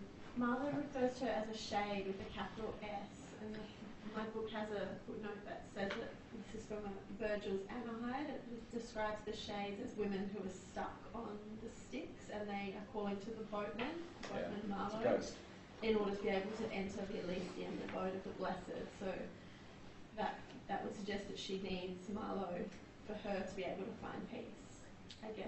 Because he and she's something ghostly or deathly about her. She needs Marlowe to find peace, but he lies to her, doesn't he? Most blatant lie in the whole story, and yet he hates. We hear from the outset he hates lies. So he almost betrays his own nature, doesn't he? The book uses capitals sometimes that where capitals shouldn't be, and I wonder why that was as well, like with that shade, time, and a couple of other words. Conrad likes to emphasise. He likes Footnotes were exclamation. really good. Yeah, there were no footnotes in many of them, except for this one, the shade one did. Yeah. Well, that line, telling a different final words to talk to a partner, like being near in a lot of movies. I know the Illegal's Cop 3 does it. He said, his final words were about you. She's like, no, they weren't. And she, his wife may know that they weren't about her, but she's not going to contest that they weren't. She's just going to keep in it. She sort of shrieks with delight, though, doesn't she, and vindication. And I knew, and she says, I knew, which is ludicrous because we know this is not what happened. But she remember, in the sense of thinking when all these final words probably weren't about me, they were, in her mind, she probably think they weren't about me. There's no hint in here that that's the case, though. On the contrary, She's a bit self-absorbed. She's a bit self-absorbed. Yeah, so Kurtz to her is only significant because it reflects something about herself, not necessarily about him. Yeah, so she's in love with her fantasy of him, not with him. Yeah, and what it means for her. Yeah, like her name.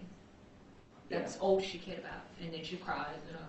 She's very self-absorbed.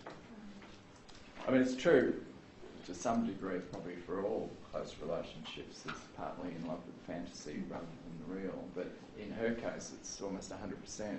But what else did she have? I mean, he was obviously gone for years. She could go out the front door, meet someone else. What else? Lots of things she could do rather than locking. She sort of buries herself alive, doesn't she?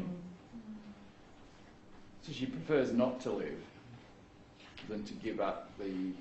That's why it's question mark redemptive illusion with her. Yeah. And we know the illusion is not true. This is a delusion. Well, perhaps if Marlowe told her the truth, she would, I don't know, pick would have herself up freed her. again or something. Yeah, Should Marlowe have told her the truth? Should Marlowe have told her the truth? Why doesn't he? I think he should, yeah. Well, he thinks that women exist in a fantasy world, and he sees them as very, very fragile. So I think he does it as a protective captain. I don't think it's about her. I don't think the fact that he lies is that he's realising the value of the lie, the value of the illusion. He's realising.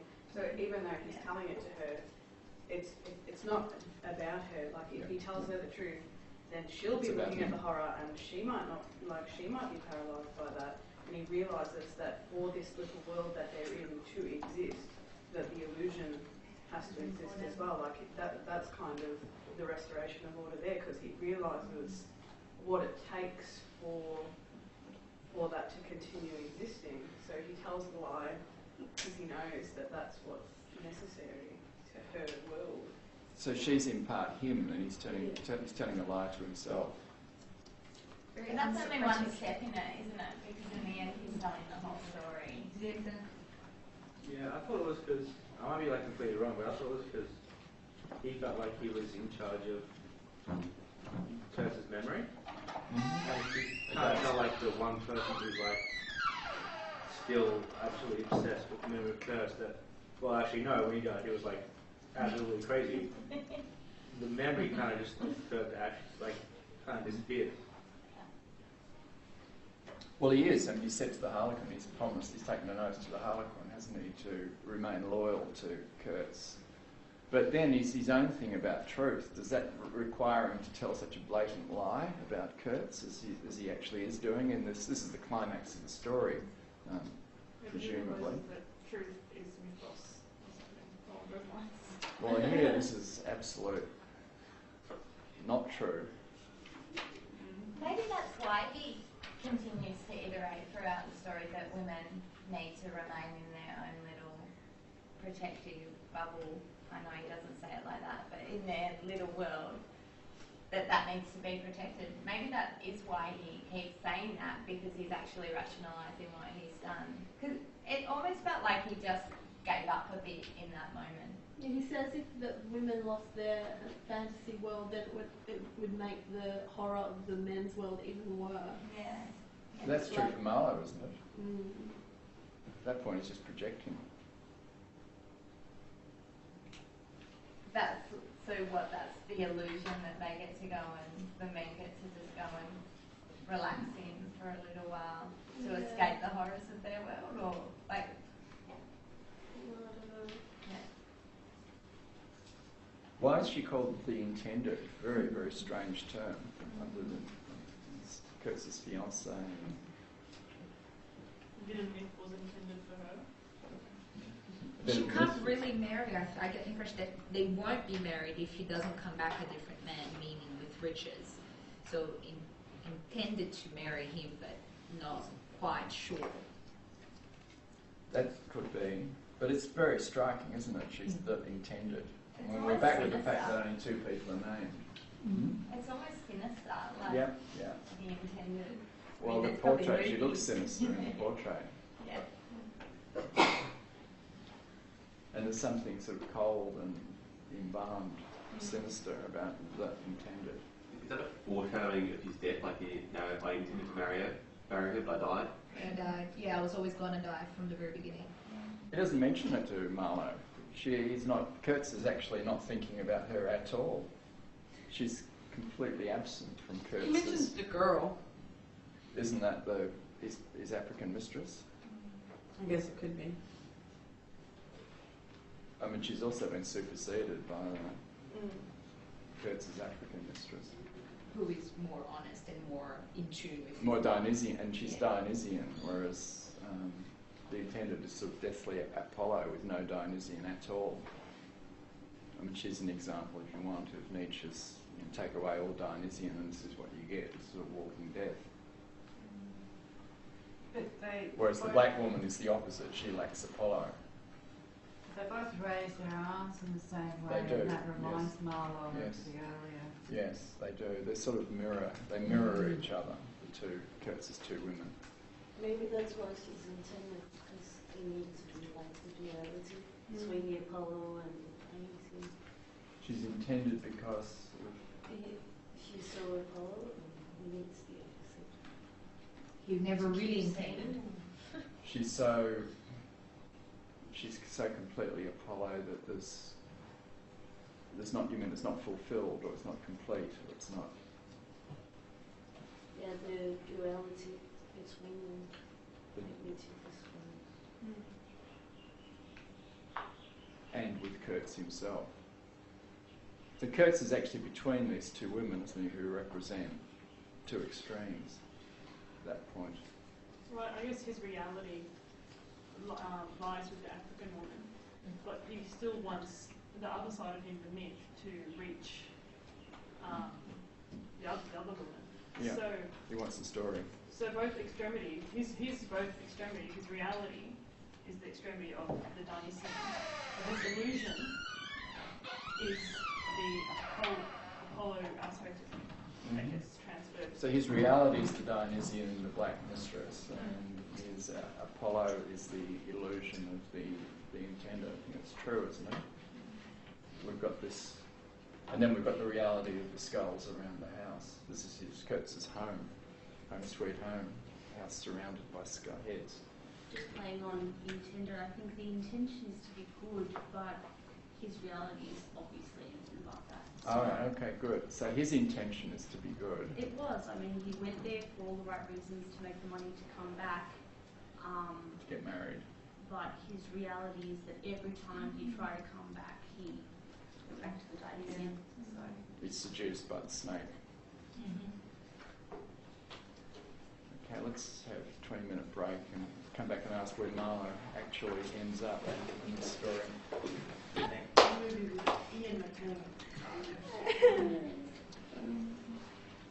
What an Apollonian thing to say.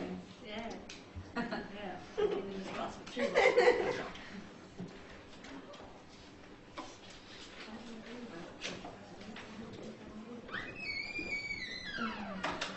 It's not live. Next week's semester break, as you're aware. Week after, we're looking at Fight Club, and the reading I'm suggesting is back to Nietzsche, and especially those 2 sections, 4 and 23. Mythos, redemptive illusion. The week after that, we'll have our last text for the course, Billy Budd. And final essays given out that week. Billy Budd week.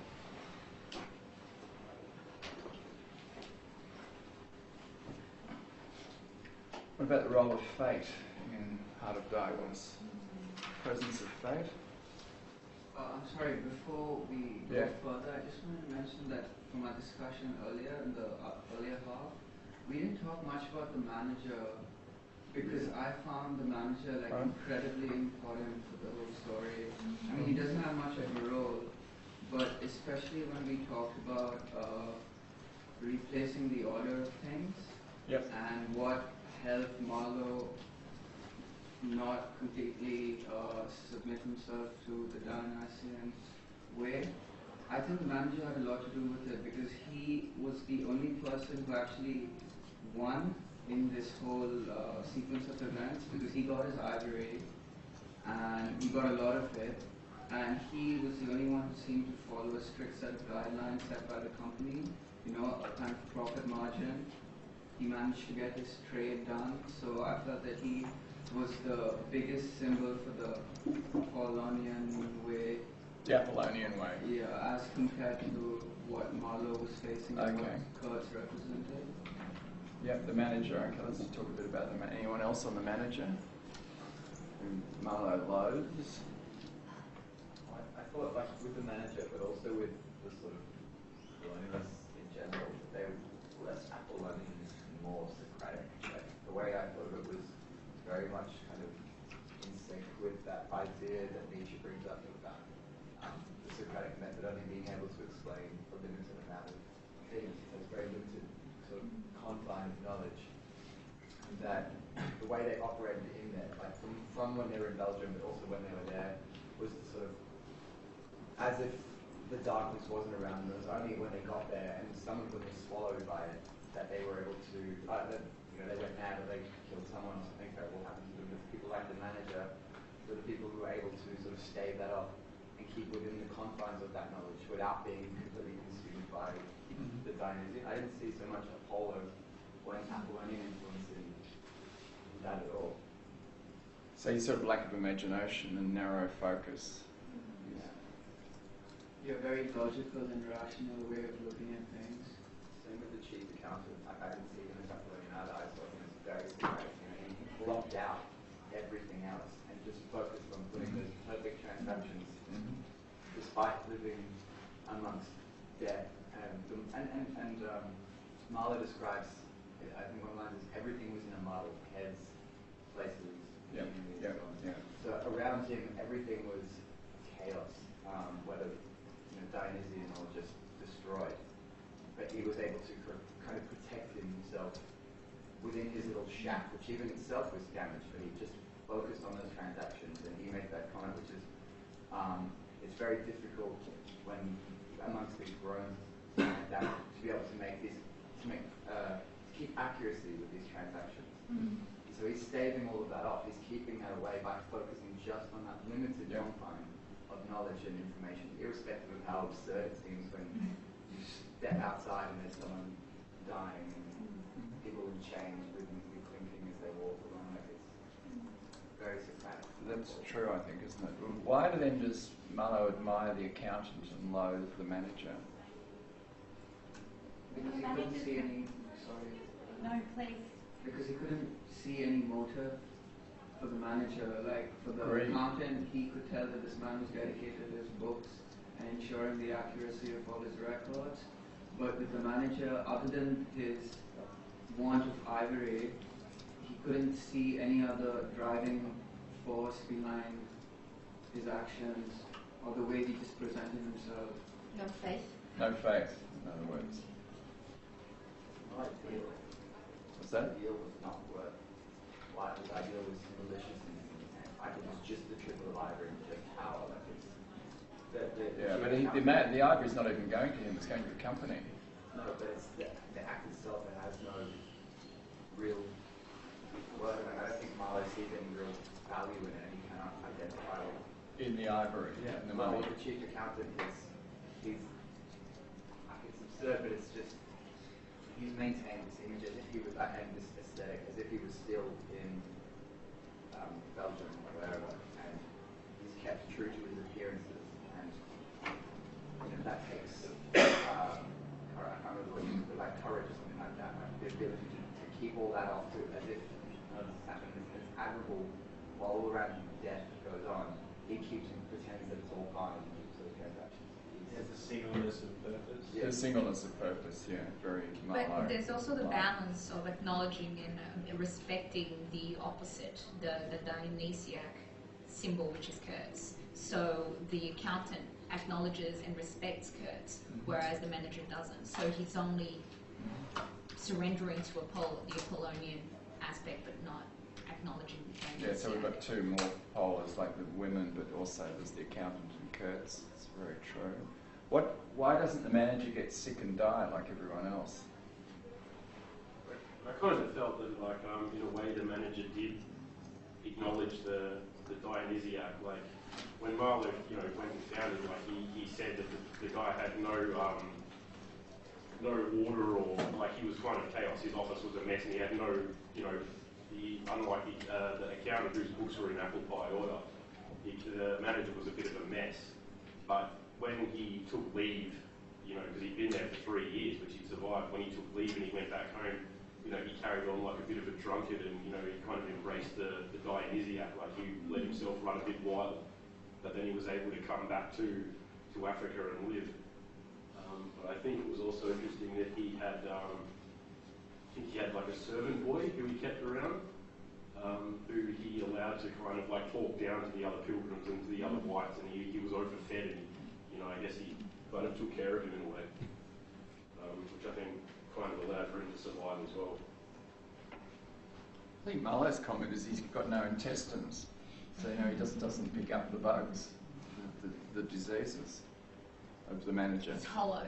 So no guts. No normal human insides, basically. Yeah.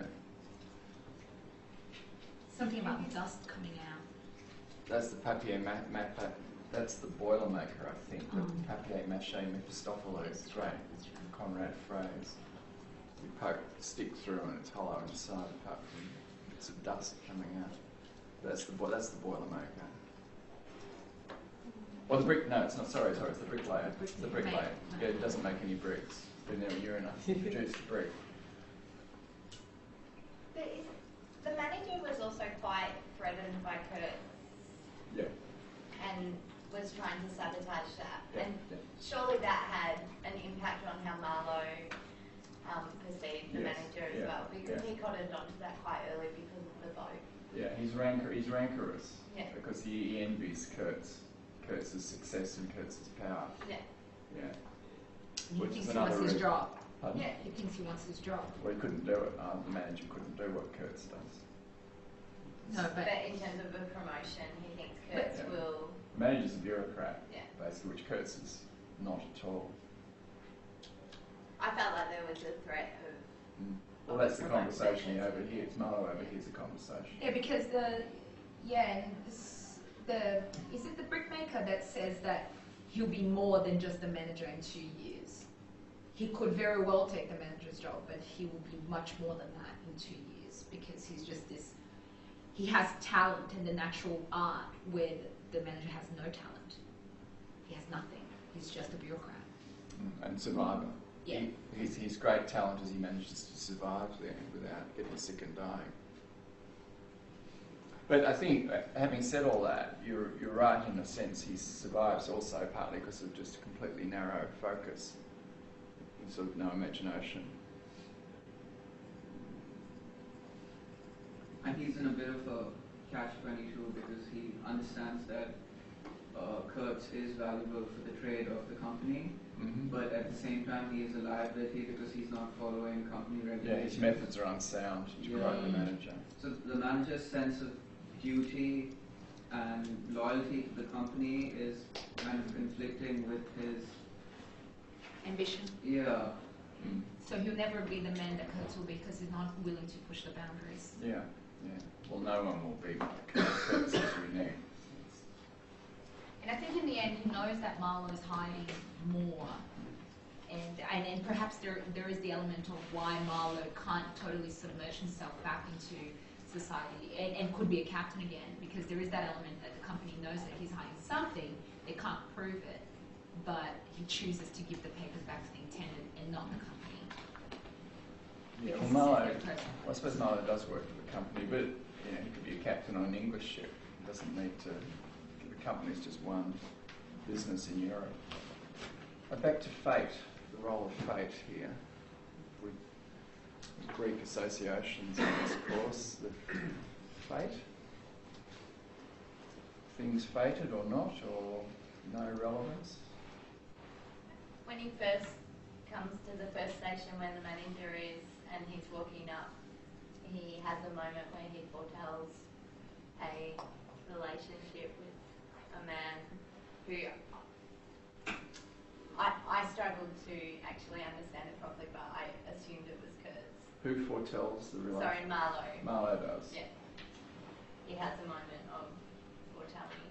Yeah, he calls it a weak-eyed devil. Yes. Because insidious was one of the words. Insidious. Insidious, sorry. Yeah. I'll find it, sorry. When he arrives in Brussels to get the job, one of the encounters there is at the door. Two women. Yeah, dressed in black, knitting. Yeah, they were like witches in it. The fates, two fates, yeah, witches. The, well, they're witches. Sitting at this guillotine. Yeah, or witches in Macbeth are the fates, the three witches. There are only two in this occasion, but there's a sense of the knitting of destiny or of fate there. Didn't he make a reference to them later on as well? When I think it was the There's one more. Like I think it's when he goes to search for Kurtz, he's crawled off and he thinks about the bigger woman who was knitting, the more sinister. Yeah. Yeah.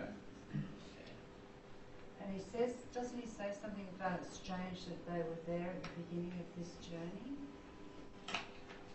Certainly significant. He also says around about there, it was fated that I would stay, something like loyal to the nightmare of my choice. Yeah. Or it was written, it was fated. He uses the word destiny in there mentioned as well. Yep. So it was fated that I would stay loyal to the nightmare of my choice. Choice is a contradictory term to fate. This was, he refers to the nightmare of his choice a few times. The nightmare.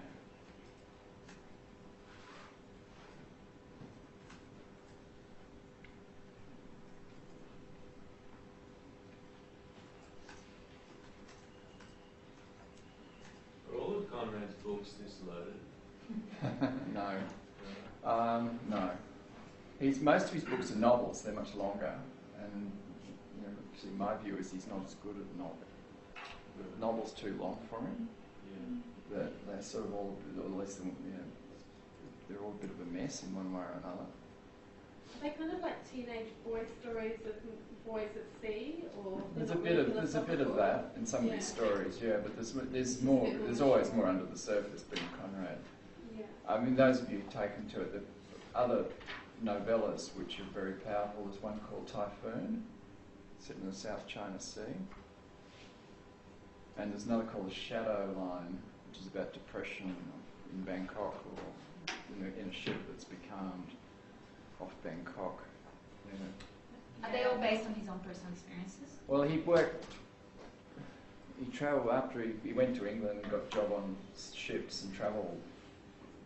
He sailed for 10, 20 years on English ships and spent a lot of time, when he came to Australia, he spent a lot of time in the South Seas. A lot of his stories are about the South Seas. And then went back and then sort of settled in London and became a writer. So, yes, I mean, it's like Marlowe in a way. I happen to have a biography of Conrad on my shelves, a very good biography, and the story of Conrad mirrors almost exactly the story of Marlowe. Yeah. He also suffers some sort of breakdown, doesn't he, at the time he's writing Heart of Darkness? Like Marlowe, at the end of almost gets sick and almost dies. So there's that too. Why does he, when we come back to our story, why does Marlowe get sick?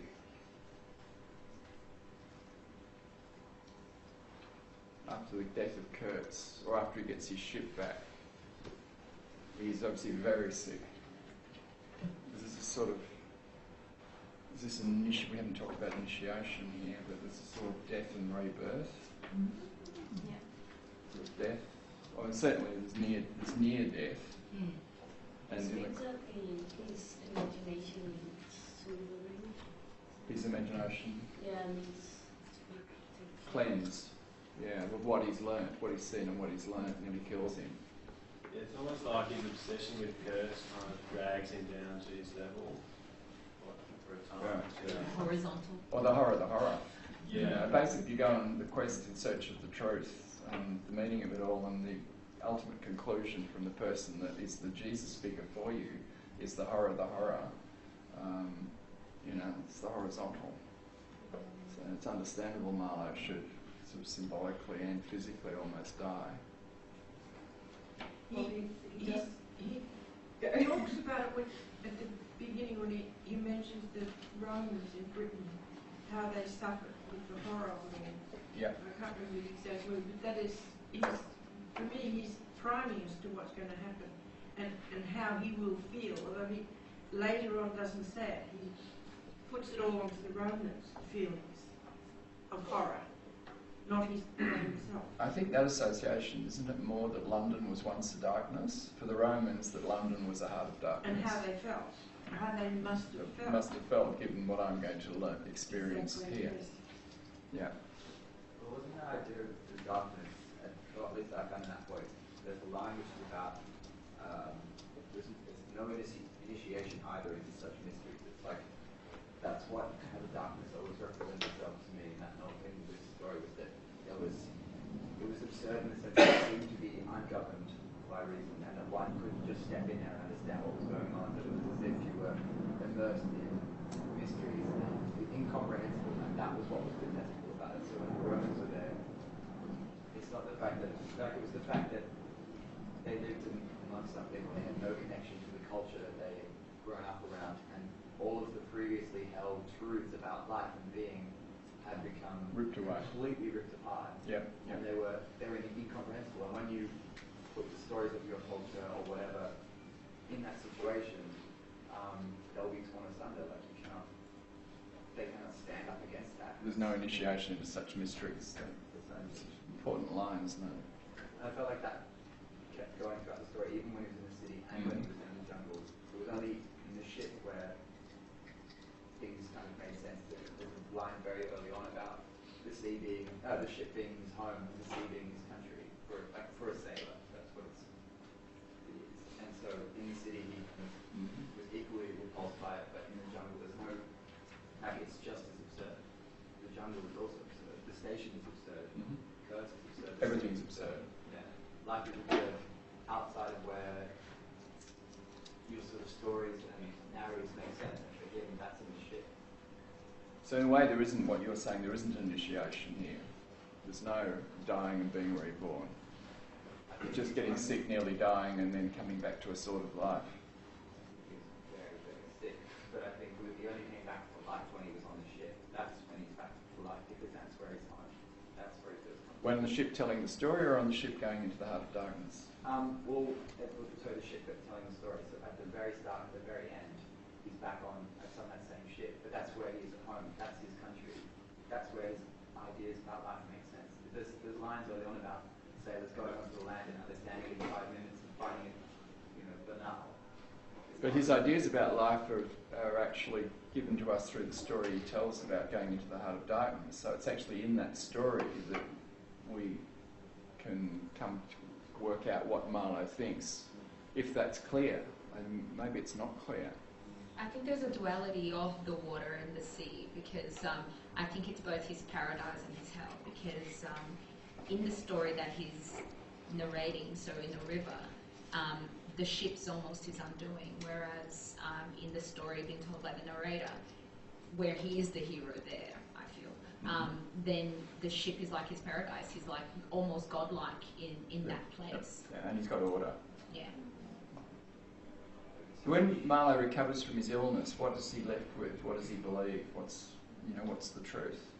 But he would have nothing to say. Marlowe have nothing to say. Yeah, he does say that, doesn't he? And that's partly why he admires Kurtz, because Kurtz had something to say. And he said it. What does that mean, though? What does Kurtz say that Marlowe now can believe in or take something from? Maybe that Kurtz could face up to the fact that life is meaningless. He wanted to warn others, whereas Marlowe doesn't want to. Kurtz wanted to warn others. Yeah. With the skulls around his house. Perhaps. If you went up there, if you bothered, not many people are going up to get the warning. Yeah.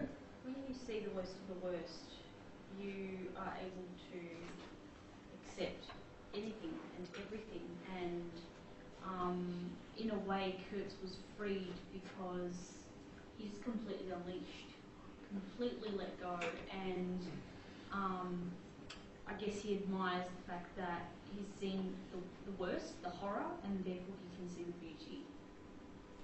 So he can. He doesn't talk about the beauty, no, he Kurtz doesn't. But in terms of the Apollonian versus Dionysian, yep. They work together in so many ways. They work against each other, but they're important to each other. And so for me, I think that even if he has an emptiness, it's not horror, and that's probably a good thing, given that he's seen this Jesus figure go through the horror, and I wouldn't call that meaningless. I'd probably say that's something that people would fear generally, and he doesn't seem to fear it. He doesn't seem to fear that what's coming to him isn't much. Kurtz has sort of abandoned the Apollonian, hasn't he? I mean, he's a perfect example of Nietzsche's that the basis of human existence is Dionysian. I mean, Kurtz basically the person who is fearless, who tries everything, has got lots of abilities. I mean, he travels to find out what's the essence of human life, and he finds that actually if you strip away all the civilised things, you end up, as he does, without any constraints at all, roaming at will, massacring, sort of bloodlust, death, seductions. I mean, Kurtz is a perfect example of Nietzsche's argument of the basis of human existence. If you're honest enough and courageous enough to follow it to its end, is Dionysian, and it's pretty horrible. Or it's exciting, it's passionate, but it's horrible. It's all of those things.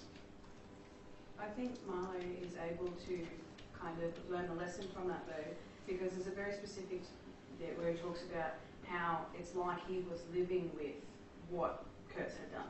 So I think there's a really important distinction between the fact that Kurtz transgressed that line, and he's not a transgressor. He's seen it, and he's had an experience of the transgression, but he is not the one transgressing. So he's pulled back. And that is the reason why he can kind of learn the lesson, because the knowledge he has isn't the same knowledge that Kurtz has. He's seen the effect of going all the way, but he hasn't gone all the way himself, so he can still come back, and that's what he says. He said, stepping over the invisible with a capital I. He doesn't do it. Yeah, that he is able to withdraw his foot from the edge, because he can see see what's on the other side, but he never goes there. That's all true, but there's a problem. There's a problem there for Marlowe in that the story he tells us basically says Kurtz is a monster. He's kicked the world to pieces. He's a soul gone mad. Don't go there. I'm not going to follow him. Marlowe steps back, gets very sick, almost dies, and then recovers. But what's his stepping back? What's he left with? I mean, you might say he's found out that he's very good as a captain of a ship. He'll spend the rest of his life being captaining ships. He doesn't do it. That's not a faith. I mean, he doesn't. That's not the faith he gains. That I'm going to be a captain. What's he left with? He's left with some blurred image of Kurtz, which doesn't fit with. Doesn't really fit with the story he's told. But in just on what you're saying, sorry, I don't know. There is a part where he says, just like you guys now can see me, so his audience too can get a vision of him rather than experiencing the suffering. They can just see, and as such, they can judge better. They can learn. Is he left with wisdom? With wisdom. Yeah. What's the wisdom? What's the truth, though? Kurtz actually leaves us with a final judgment, the horror. What's Marlowe's equivalent? Although Marlowe's got nothing to say, true. Reading the story, what are we left with what does Marlowe believe now that he's come back and he goes to visit the intended a year later? He says that all wisdom and all truth and all sincerity are just compressed into an inappreciable moment of time in which we step over the threshold of the invisible.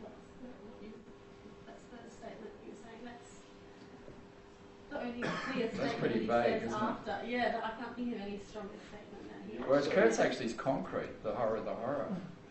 Is it morals? Sorry. Marlowe also says, droll thing life is.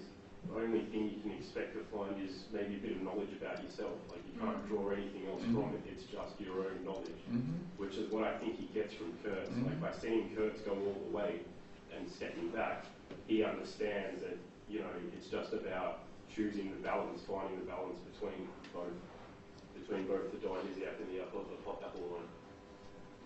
But he still envies Kurtz for stepping over the line. So it's almost like he knows that it's not good for him to step over the line because he go mad, but he's still missing, he's still curious. And from the beginning he's a wanderer. He wants to know.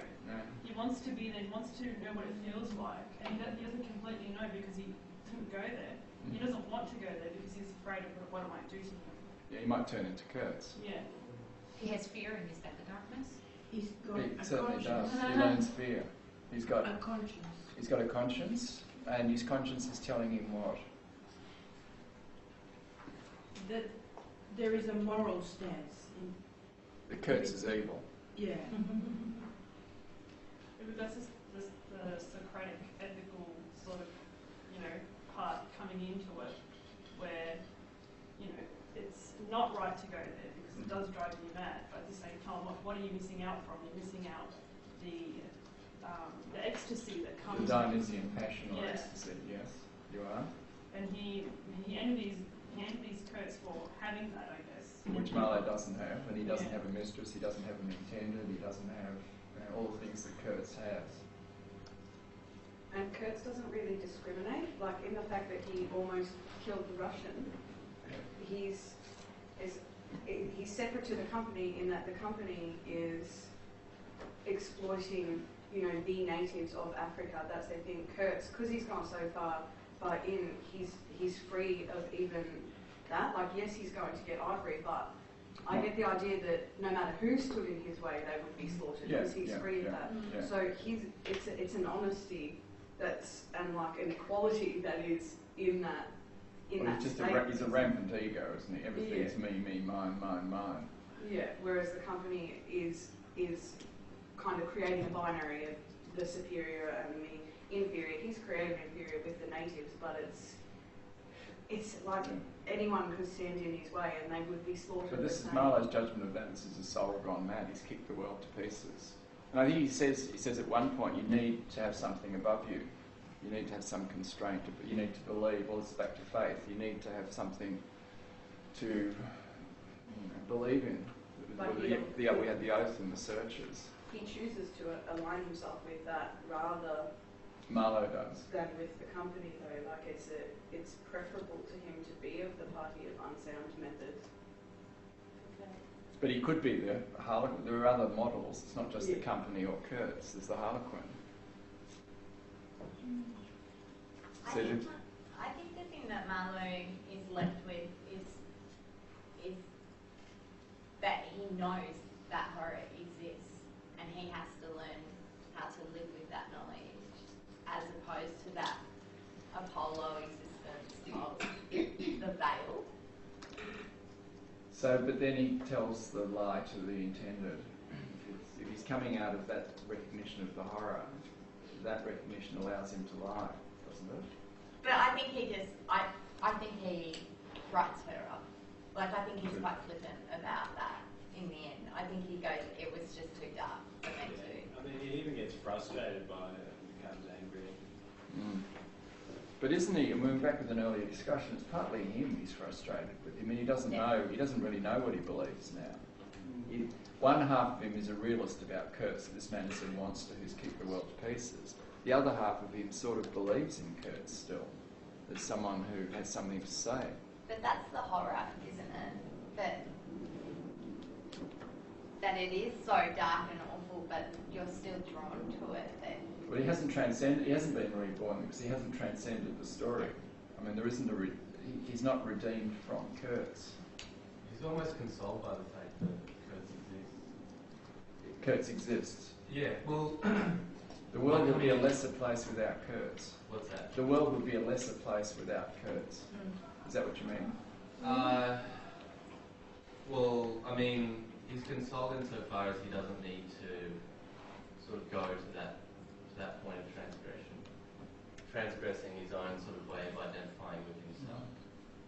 So insofar as he flees the absurd, which would be the Socratic moment, the tension that exists between the Apolline and the Dionysiac, he sort of becomes largely aware of these through the image of Kurtz. Yep. So he, in some sense, he becomes aware of how to embody the tension between those two realities. Yep, yeah, that's all true. Then the question is, how does he live? How does Marlowe then live? Well, that remains largely open, doesn't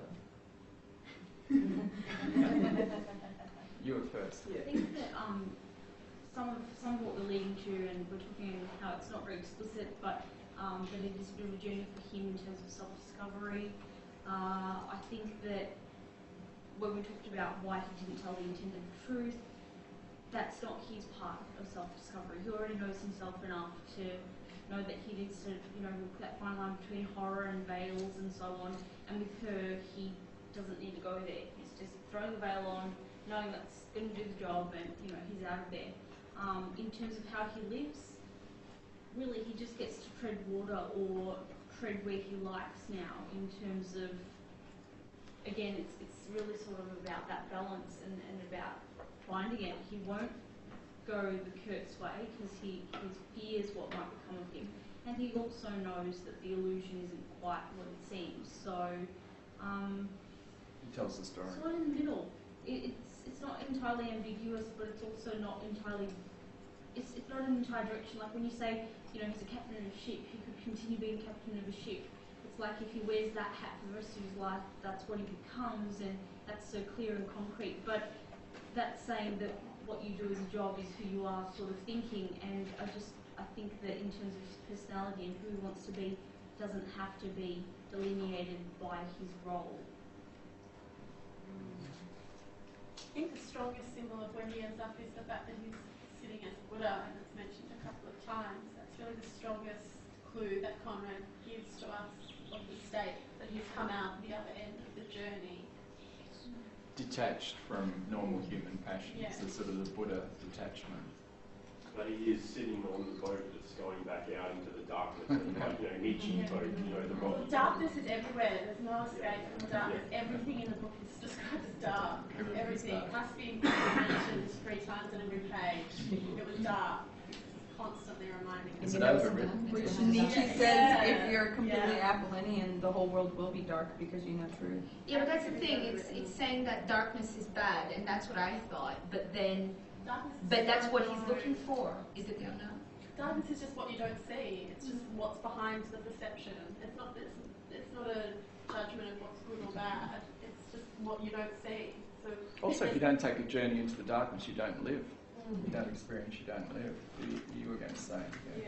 I have a bit from Nietzsche where he talks about the creation of a new myth, so like the rising of a new self out of the old self, and the creation of a new myth allows a new way, like a new world, and he says that it's clearer, more comprehensible, more affecting than the first, and at the same time more shadowy. And so, like, that's Nietzsche's quote about the new self. If there is a new myth. But is there a new myth here, though? That's the question. I mean, that's a very good quote to reply to this question here. In him telling the story, is he creating a new myth, like his version of the myth in passing it on? I don't know. He's continuing the myth that already exists. But are other people saying that Kurtz is mad? Because in his story it comes across that Kurtz is more... Is a soul gone mad. Yeah, is a soul gone mad. It's creating a value for Kurtz, but it's not the same as other people going, oh, he was a great politician, he was a great musician, he should have done this. But in the background is a sort of Jesus, the Messiah, Saviour figure. That we're looking for someone, we're looking to go on a journey and find at the end of that journey the person who has discovered what life's all about, discovered how to live, and it's going to be a redemptive experience. Marlowe discovers almost the opposite, someone who's turned into a monster, but a very interesting monster. I think further to the Buddha point, like there's this calm association that Marlowe has, being the Buddha-like figure. Yeah, calm, yeah. And even the doctor says to him before he goes, it's not the environment that will get you, it's not being calm. And it's like he's taken that beyond the journey and he's just, that's all he's got. He doesn't have dominant myth, he's just got It's being just calm. Yeah. Like the manager's got strong intestines. Marlowe's got calm. He's a balanced, temperate calm. It's not strong myth to believe in, because he's completely aware of the darkness, because he's retelling the story so vividly. But then he's just got this calm. Maybe that's enough to... And he doesn't restore order in the way that Ethan does in The Searchers. I mean, that's a clear-cut case of someone restoring order. I mean, I think it's a bit blurred at the end of Heart of Darkness. Has order been restored? Maybe yes, maybe no. Yeah. The trouble with that comparison is that we write, what's his name from The Searchers? We write Ethan off. We say his life is over now. And I'm not saying it's not for this guy because it's not being captured and all he is calm and all of that kind of thinking. But he has to continue to live with himself. Marlowe does. Yeah, he has to continue being him and being with that and knowing this sort of having to live out the nightmare and that. Right, and so he needs that balance to be able But also to his keep story, going. he tells it ends with a huge lie. There's a person who, one of the few things he believed at the start of the story is, I hate lies. He ends telling a massive lie to the intended. Doesn't he say that the reason he hates lies is because they have a sense of mortality about them? Yeah. And he comes into contact, With very death. much into contact with his own mortality. Yeah. So, like, it's that awareness of death, which is, like, that's a huge part of the story, and it's he's come face to face with it. For her, it's an illusion, but for him, it's he's can't escape it anymore. Beforehand, it was. But isn't there something to it that Marlowe cannot face just writing Kurtz off in a completely negative way as a monster.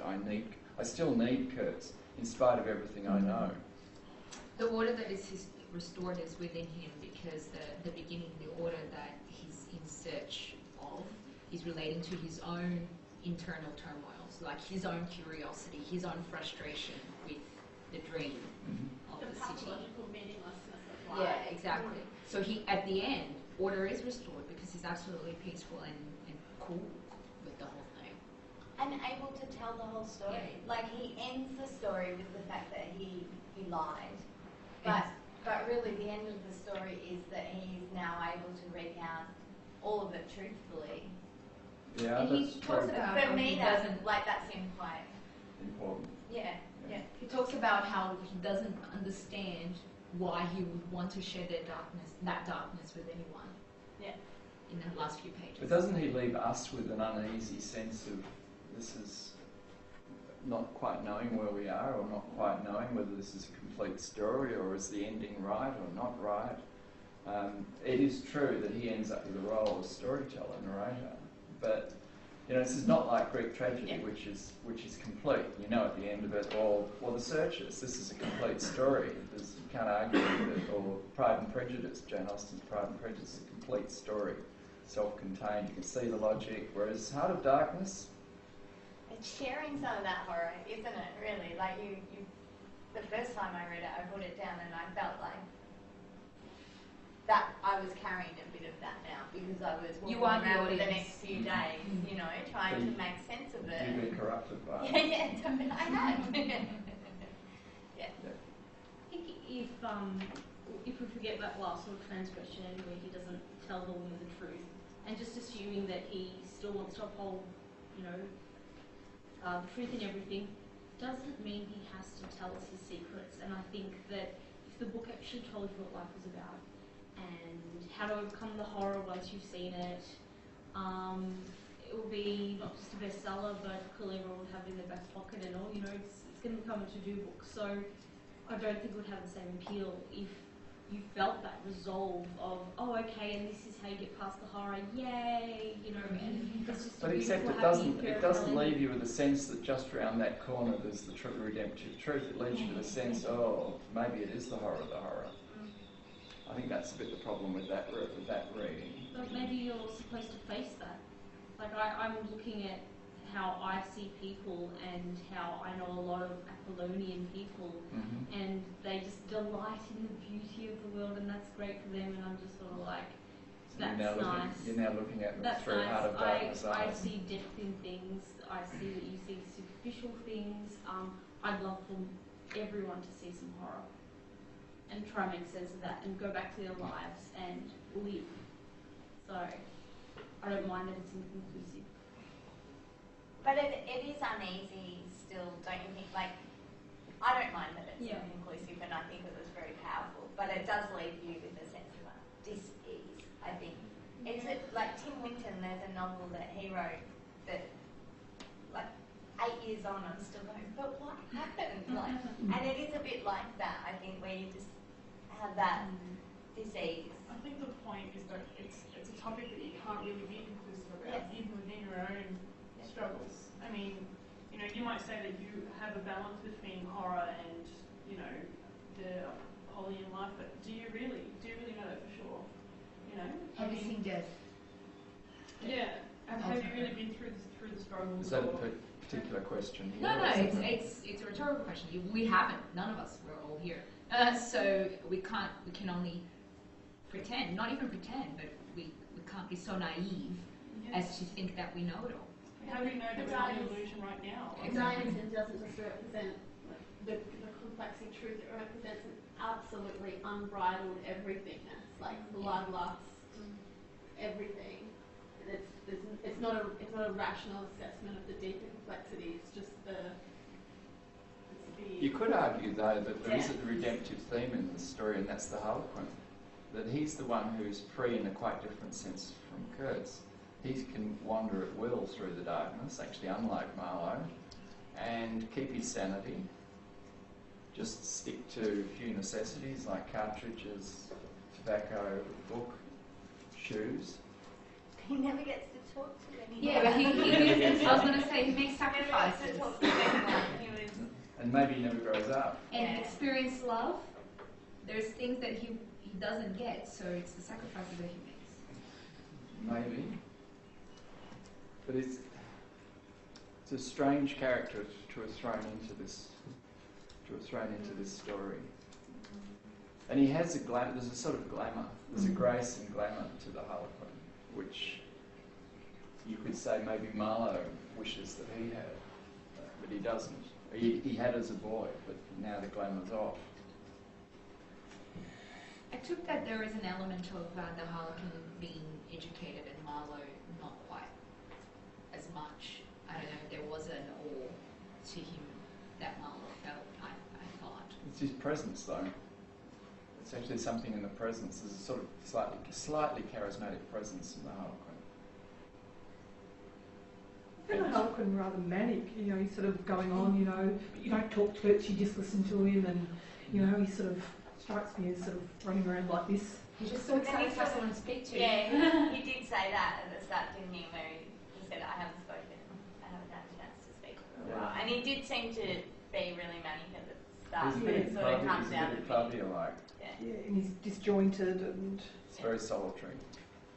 He's the one who sets the oath for Marlowe. Yes. But not insignificantly. If we're continuing the theme of oaths and their significance. Yeah. The oath is to Kurtz's memory. To be loyal to the nightmare of my choice. And maybe that's why he lies to the intended, or it's part of the reason he lies to the intended. He has taken that oath to the Harlequin.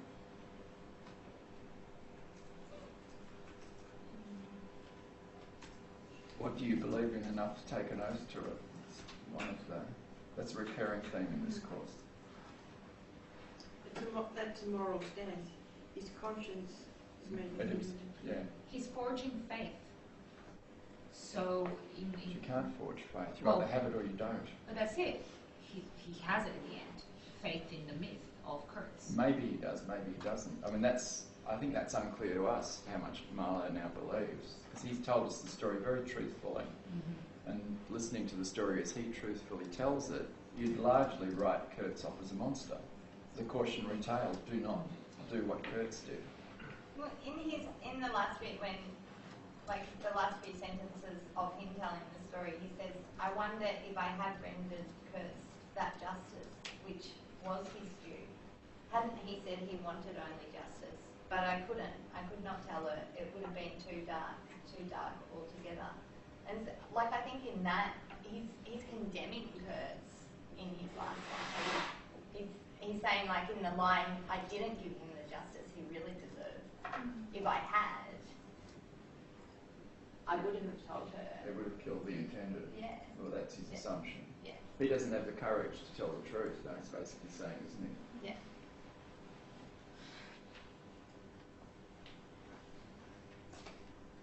But I think he is condemning Kurtz in those lines as well. I think there is a judgment in that when he's talking about justice to Kurtz and what he should have said.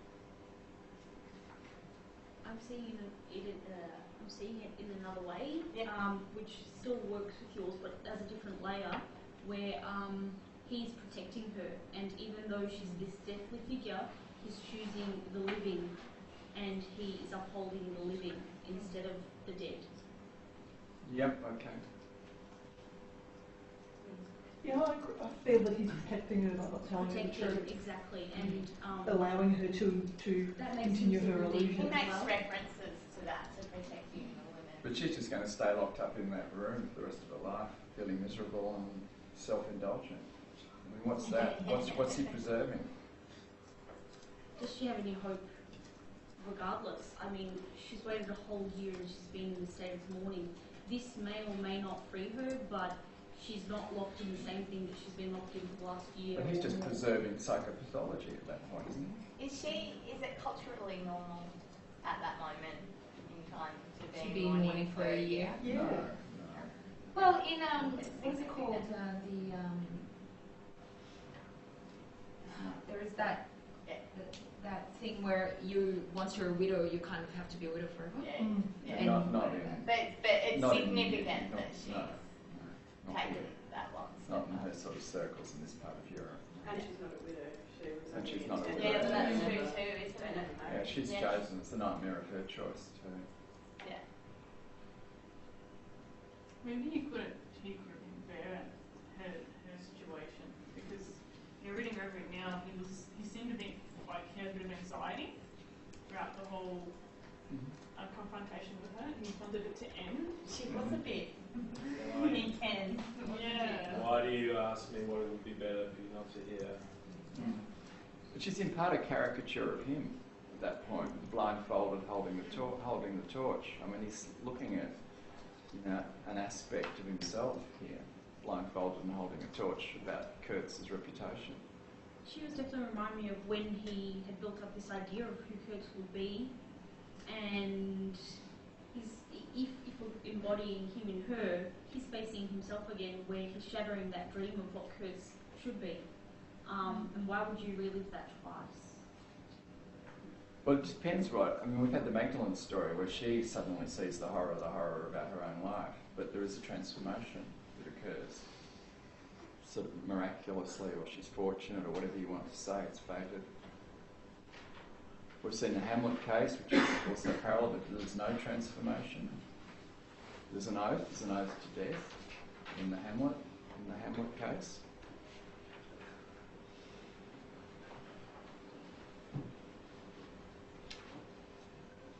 Does he regret going into the darkness? Does Marlowe regret going into the darkness? No, definitely not. I don't think so. Yeah. It's the culmination of his experience and it's throwing a lightness onto it. He doesn't regret it at all. No, he didn't have a choice. He couldn't stay in the city. Like And the no names, apart from Kurtz and Marlowe, the others are all just pantomime figures. I didn't read as much significance into that so much as just that they were the two main parts of the story, and that the names of the other characters really just showed how they worked into that story. But I did think it was ironic at the end when he told the intended, who had never been named, that had spoken her name. That's true. And you don't know what her name is. No. Maybe it was horror. Yeah. I thought it related to the role that they play, the collective roles, rather than single strong roles. So, you know, the audience, the chorus, it was all collective roles. It's so like a Greek chorus. Greek chorus. It's also the first of the Jesus stories, Mark's Gospel, which is, in literary terms, the most brilliant. There's virtually no naming. There's a tradition of this. Jesus is named and virtually no one else in the whole story is named. And Judas is named and Peter are named, but most of the significant characters are also nameless. There's a sort of tradition that identity is not in a name. Yeah. And in Mark as well, a lot of the characters are referred to by their role, like John the Baptist, and then the disciples are the fishermen, and so mentioning it's their roles. Vocation. Yeah, their vocation. There's a menopausal woman, there's a 12-year-old girl, there's a legion, which is not his name. There's a young man in white, the story ends with. They actually are exactly and the servant girl. The servant girl, they're all referred to by their roles, as in Heart of Darkness. And Conrad's probably picking up on that tradition. What is I really enjoyed it in terms What's of he not saying? having to remember. Yeah, what is he saying about by naming Marlowe and Kurtz and not naming the others? Are they more significant because they've got a more human aspect to their being? I think it's Are because they more in heroes. tune with the human characteristics? Aren't they less human and more symbolic?